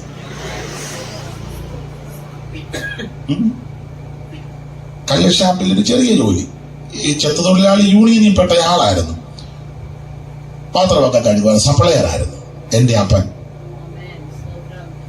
വളരെ കഷ്ടപ്പെട്ട ഞങ്ങളെ വളർത്തിയത്. അതെ, ഞാന് അമേരിക്കയിൽ ചെന്നപ്പം ഇത് പറഞ്ഞപ്പോ ഒരാള് യോഗം കഴിഞ്ഞ പറഞ്ഞ് അതൊന്നും ഇനി പറഞ്ഞു. അപ്പൊ പോടാന്ന് പറഞ്ഞു എന്റെ പാട്ടില്. എന്റെ നന്ദയെ പറ്റി നീ പറയുമോ? നീ നിന്റെ നന്ദയെ പറ്റി പറ. ഞാൻ പറയാതിരുന്ന എന്റെ നന്ദയാകാതിരിക്കുമോ? അല്ല, ചിലക്ക് കാശും പുത്തനും കൂടിയാ പിന്നെ ഇച്ചീച്ചിയാ. ചിലക്കൊന്നും വലിയ ഇച്ചീച്ചിയാ. ഞാന് മട്ടനെ യൂസ് ചെയ്യുള്ളൂ. പിന്നെ നീ കുട്ടൻ ചുട്ട് നിന്നതാ. ഗതി കേട്ടപ്പ കുട്ടൻ എന്ന് പറയുന്നൊരു മീനുണ്ട്, കണ്ടിട്ടുണ്ടോ? അല്ല, ഞങ്ങളുടെ ഇവിടെ കുട്ടൻ എന്നാ ഇവിടെ ഞാൻ പറയുന്നേ. കുട്ടൻകോര നിന്റെ ഊപ്പാട് വന്നതാ. ഇപ്പൊ ഇച്ചിരി അമേരിക്കൻ പണോ ഇച്ചിരി പേർഷ്യൻ പണം മട്ടൻ. ഞങ്ങൾ മട്ടനെ യൂസ് ചെയ്യുള്ളൂ. ഇതിന്റെ യൂസ് അഹങ്കാരമൊക്കെ നിർത്താൻ മനസ്സിലാകുന്നുണ്ടാവല്ലോ. ഞങ്ങള് വണ്ടിയില്ലാതെ എങ്ങും യാത്ര. കാറുണ്ടോ? ഇല്ല, കാറില്ല. നമ്മൾ ഓട്ടോ. ഞാൻ ഈ ഓട്ടോയിൽ ഞാൻ തിരിച്ചപ്പള്ളി ഞങ്ങളുടെ വീട്ടിൽ കണ്ടതല്ലേ, വെള്ളം മങ്ങിയപ്പോ ഒരു തള്ള ചെമ്പിനകത്ത് കൊണ്ടുപോകുന്ന കാറ്. ഒരു മുടുത്തൊരു ചെമ്പിനകത്തിരിക്കുന്നത് കണ്ടതല്ലേ? നിങ്ങളാരും കണ്ടില്ലേ? ആരാന്നൊന്നും എനിക്കറിയാൻ പറ്റില്ല. ഒരു വണ്ണമുള്ളൊരു തള്ള ഒരു മുടുത്ത ചെമ്പിനകത്ത്. ഇപ്പൊ കാറ് വേണ്ടേ?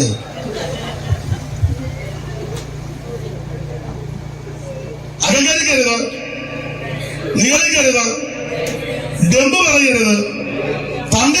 തണ്ട് വെച്ച പടകും പ്രതാപമുള്ള കപ്പലൊന്നും അങ്ങ് ചെല്ലുകയില്ല. എന്നാൽ താഴ്മയോടെ വിനയത്തോടെ വിനയത്വത്തോടെ നീ ഇരുന്നാൽ നിനക്ക് അങ്ങ് ചെല്ലാം. ആട്ടെ, സമയം എന്തുവാ? എപ്പോഴാണ് സമയം? എന്തോ 9:30 ആയോ? ഇനിയിപ്പോ എത്ര നേരം കൂടെ എടുക്കണം?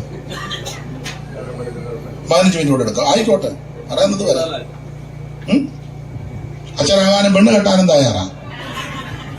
അപ്പൊ ശ്രദ്ധിച്ചേ, യേശുക്രിസ്തു ഒന്ന് പരിചയപ്പെടുത്തിയത് ഇരുവായ്ത്തലയുള്ള വാളുള്ളവൻ അരുളി ചെയ്യുക. അതാ പരിചയപ്പെടും. ഇന്ന് രാത്രി നിന്നെ സ്നേഹിക്കുന്ന യേശു, നിന്നെ രക്ഷിക്കുന്ന യേശു, അവൻ ഇരുവായ്ത്തലയുള്ള വാൾ ദൈവത്തിന്റെ വചനമാ. ഈ വചനത്തിന്റെ പ്രത്യേകത അരിയേണ്ടതിനെ അരിയും, ചെത്തേണ്ടതിനെ ചെത്തും, ഒരുക്കേണ്ടതിനെ ഒരുക്കും, ക്രമീകരിക്കേണ്ടതിനെ ക്രമീകരിക്കും. ഈ വചനത്തിന് ശക്തി കൊണ്ട് ഈ വചനം അതിവേഗത്തിൽ ഓടുന്ന വചനമാ. സ്തോത്രം. ഒറ്റമേഖലയിൽ ഞങ്ങൾ മേഞ്ഞിടു പച്ചമച്ചിൽ ഞങ്ങൾ മേഞ്ഞിടുവാനാരത്തെ നീ നൽകിടണമേ. ഓ മെച്ചമായ ധാരത്തെ നീ നൽകിടണമേ. നന്മുള്ള സ്വരം നന്മുള്ള സ്വരം അമ്മ മുൻപേ നടന്നു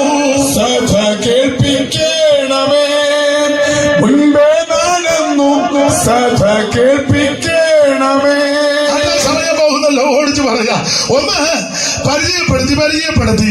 രണ്ട് അഭിനന്ദനം. അത് ആ 13 വാക്യം വായിച്ചേ. അഭിനന്ദനം 13 വായിച്ചേ. നീ എവിടെ പാർക്കുന്നു എന്നും അത് സാത്താന്റെ സിംഹാസനം ഉള്ളിടമെന്നും ഞാൻ അറിയുന്നു. നീ എന്റെ നാമം മുറുകെ പിടിച്ചിരിക്കുന്നു. നിങ്ങളുടെ ഇടയിൽ സാത്താൻ പാർക്കുന്നിടത്ത് തന്നെ എന്റെ സാക്ഷിയും വിശ്വസ്തനുമായ അന്തിപ്പാസിനെ കൊന്ന കാലത്ത് പോലും നീ എങ്കിലുള്ള വിശ്വാസം നിഷേധിച്ചിട്ടില്ല. രണ്ട് കാര്യമാണ് അഭിനന്ദനം. ഒന്ന്, എന്റെ നിയമം നീ മുറുകെ പിടിച്ചിരിക്കുന്നു.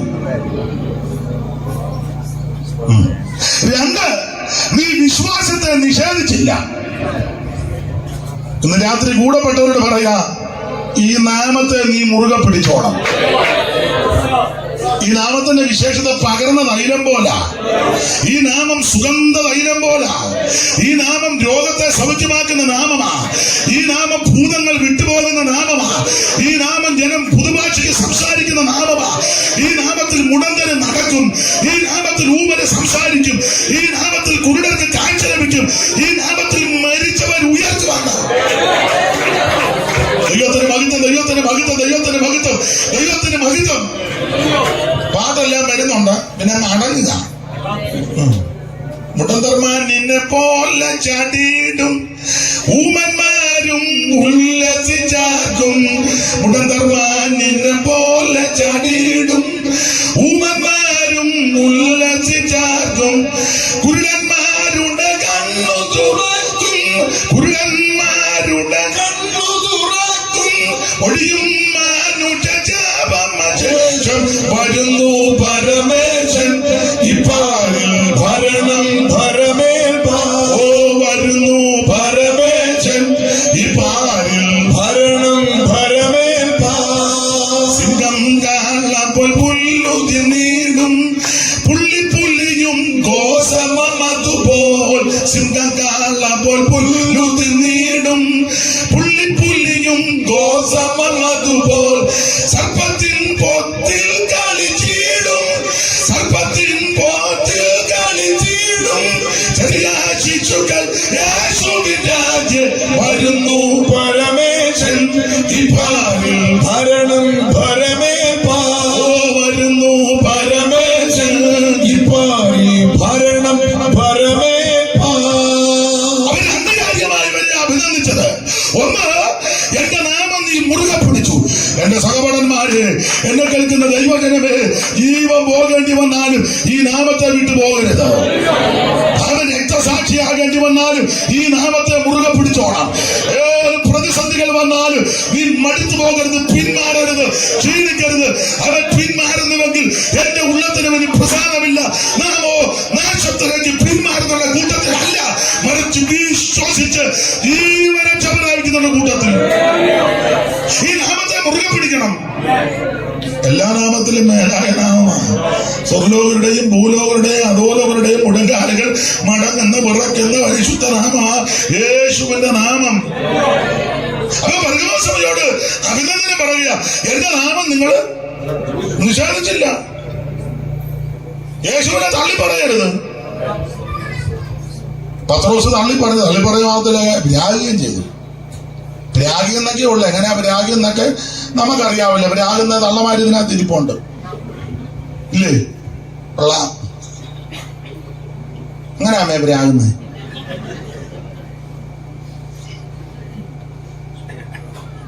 നാളൊരു തള്ള പറയുന്നത് ഞാൻ കേട്ടു, നീ അട്ടക്കാല് പിടിക്കുകയല്ലടാന്ന്. ഓരോ തള്ള എങ്ങനെ അവിടെ ഒരു തള്ള അവര് വഴക്കുണ്ടാക്കുകയാണ്, നീ മുടിഞ്ഞ മുണ്ടക്കോല് തല്ലുന്നതല്ലാതെ. ഇതൊക്കെ ഞാൻ ചെറിയ കാര്യമാണ് പറയുന്നത്. വലിയ രാഗരാകുന്നതൊക്കെ ഞാൻ അതിരിപ്പുണ്ട്.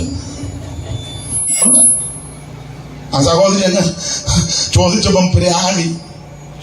പക്ഷെ വേറെ കാര്യമുണ്ട് കേട്ടോ, അങ്ങോട്ട് കൊണ്ടുപോകുമ്പോൾ കർത്താവ് ഒന്ന് നോക്കി, ഒറ്റ നോട്ടം നോക്കിയപ്പോ ഹൃദയം പൊടിഞ്ഞു. വിവിധമയാണെന്ന് തോന്നുന്നു എഴുതിയൊരു പാട്ടിന്റെ വരിയുണ്ട്, പ്രമാണത്തിൽ പാടുകയല്ലേ, പറഞ്ഞേ തള്ളി പറഞ്ഞ പത്രോസ് അറിയാമില്ലേ സമയേ. ആയാലും പാടാം. വെളുപ്പിനെ ഇതൊന്നും ഇപ്പൊ മിക്കവരും ആര് പാടും. അവിടെ നമുക്ക് രാത്രിയില്ലെങ്കിൽ അമേരിക്കയാന്ന് ഓർത്ത് പാടാം. അപ്പൊ അതേ നടക്കൂല. പരനെ തള്ളി പറഞ്ഞ പത്രോസാതിരാവിലെ സമയേ പെരുത്ത ദുഃഖം നിറഞ്ഞു, പുറത്തിറങ്ങി പൊട്ടിക്കരഞ്ഞു. പെരുത്ത ദുഃഖം നിറഞ്ഞു, പുറത്തിറങ്ങി പൊട്ടിക്കരഞ്ഞു. ഒറ്റ നോട്ടം നോക്കി. ഈ നാമത്തെ മുറുകെ പിടിച്ചോണം. തള്ളിക്കളയരുത്, തള്ളി പറയരുത്, ത്യജിച്ചു പറയരുത്. രക്തസാക്ഷിയാകേണ്ടി വന്നാലും ജീവൻ പോകേണ്ടി വന്നാലും ഈ നാമത്തെ മുറുകെ പിടിക്കണം. ഒന്നാം നാമത്തെ മുറുകെ പിടിച്ചു അഭിനന്ദിക്കുക. മാത്രമല്ല അടുത്ത വരത്തിൽ എഴുതിയേക്ക് എന്തുവാ? നീ എങ്കിലുള്ള വിശ്വാസം നിഷേധിച്ചിട്ടില്ല. വിശ്വാസം വിട്ട് കാപ്പ് കുടിക്കരുത്. കാശ് കിട്ടുമെന്നും പറഞ്ഞ് ഉപദേശമൊന്നും വിൽക്കരുതെന്ന് മനസ്സിലായോ? എന്തുവാ നമ്മുടെ ഉപദേശം? ബെന്തിക്കോസിന്റെ ഉപദേശം മാനസാന്തരം, രക്ഷ. വെള്ളത്തിൽ മുങ്ങി സ്നാനപ്പെടണം. അത് പിതാവിന്റെയും പുത്രന്റെയും പരിശുദ്ധാത്മാവിന്റെ നാമത്തിൽ. ഇതാ ഉപദേശം. അല്ലാതെ കാശ് കിട്ടുന്ന കണ്ടപ്പോ യേശുനാമത്തിൽ മുങ്ങി. മറുഭാഷ പറഞ്ഞ കുഞ്ഞന്നാമ കാശ് കിട്ടിയ പറഞ്ഞു എല്ലാം തെറ്റാന്ന്. ഇപ്പൊ പിന്നെ ഏത് ഭാഷ? ഇപ്പൊ ഞാൻ അസ്തോദിയ ഭാഷയാ പറയാന്ന്.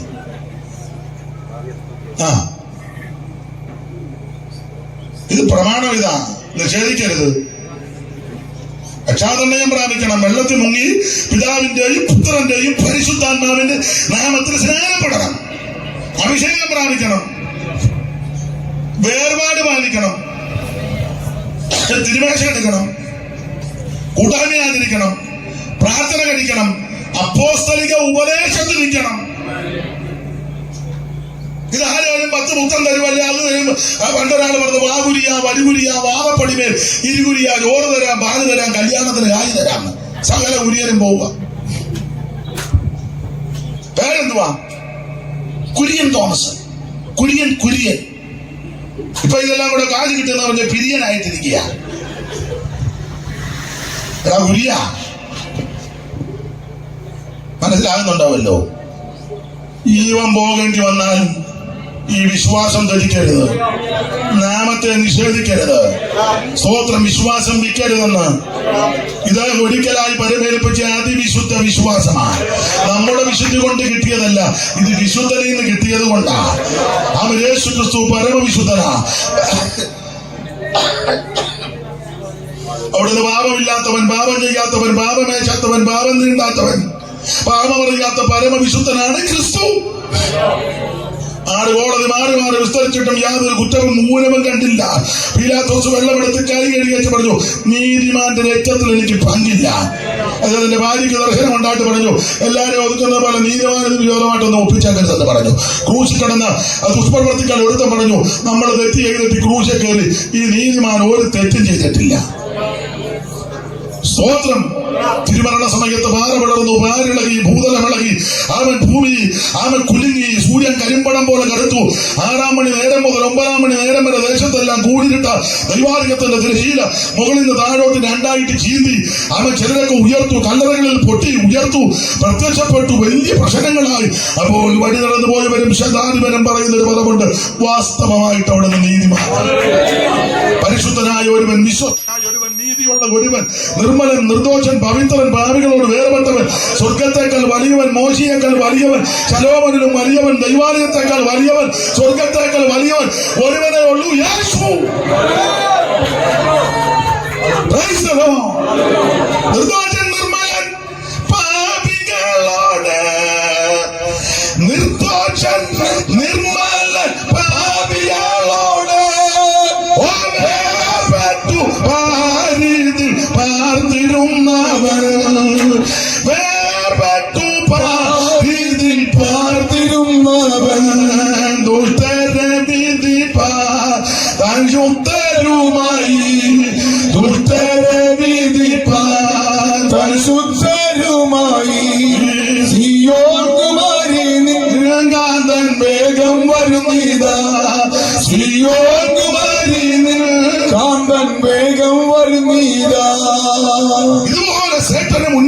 യോഗ്യനായ ഒരുവനില്ല.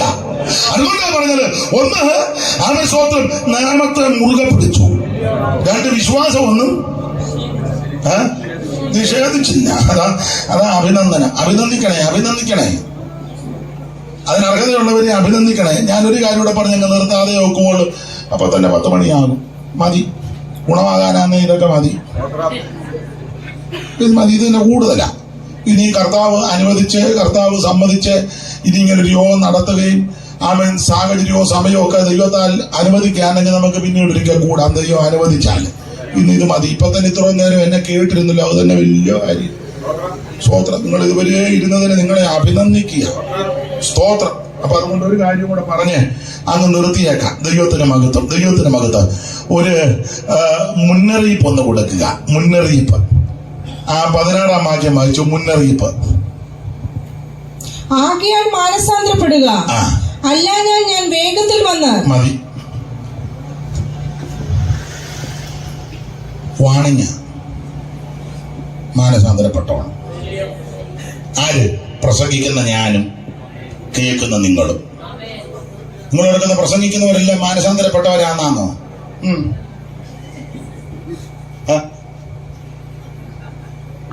മിണ്ടുന്നില്ല. ഈ പ്രസംഗിക്കുന്ന ഞങ്ങൾ ആദ്യം മാനസാന്തരപ്പെടണ്ടേ? ഈ മാനസാന്തരം എന്ന് പറഞ്ഞാൽ കൈവോക്കിയ കാര്യമല്ല ഞാനീ പറഞ്ഞത്. ഇനി ആരുണ്ട്? പാസ് ഉയർത്തിയ കരങ്ങൾ. ഇനി ആരുണ്ട്? അയാളുടെ വെമ്പള, കാരണം പോകാനായി കാണിക്കുന്നത്. പുള്ളി ഓർത്ത് രണ്ടുപേരും മാനസാന്തരപ്പെട്ടതാണ്. ഞാൻ ആ കാര്യമല്ല പറഞ്ഞ്. ഓരോ ദിവസവും മാനസാന്തരപ്പെടണം. ഓരോ ദിവസവും ഓരോ നിമിഷവും മാനസാന്തരപ്പെടണം. ഏതിൽ നിന്ന് വീണെന്നോർത്ത് മാനസാന്തരപ്പെടണം. അതാ ഇവര് ഒരു മുന്നറിയിപ്പ് കൊടുക്കുക. എന്നിട്ട് പറയുക, ഞാൻ വേഗം വരുന്നെന്ന്. ഇന്ന് രാത്രി നമ്മുടെ യോഗത്തിന്റെ സമാപന ദിവസമാ. പ്രത്യാശയോടെ വരികണം. യേശു വീണ്ടും വരുന്നു. യേശു വേഗം വരുന്നു. എന്തിന്? തനിക്കായി കാത്തുനിൽക്കുന്ന വിശുദ്ധന്മാരെ ചേർക്കാം. ഇനി എത്രയും അല്പകാലം കഴിഞ്ഞിട്ട് വരുവാനുള്ളവൻ വരും. ചിലർ താമസമെന്ന് വിചാരിക്കുന്നത് പോലെ കർത്താവ് തന്റെ വാഗ്ദത്തം നിവർത്തിപ്പാൻ താമസിക്കുന്നില്ല. യേശു വീണ്ടും വരും. കർത്താവ് തൻ ഗംഭീരനാദത്തോടും പ്രധാന ദൂതന്റെ ശബ്ദത്തോടും ദൈവത്തിന്റെ കാഹളത്തോടും കൂടെ സ്വർഗത്തിൽ ഇറങ്ങി വരാൻ പോകുക. എന്തിന്? തിരുസഭയെ ചേർക്കുവാൻ. അവൻ സകല പങ്കപ്പാടും ദുരിതങ്ങളും ദുഃഖങ്ങളും വന്ന് മാറും.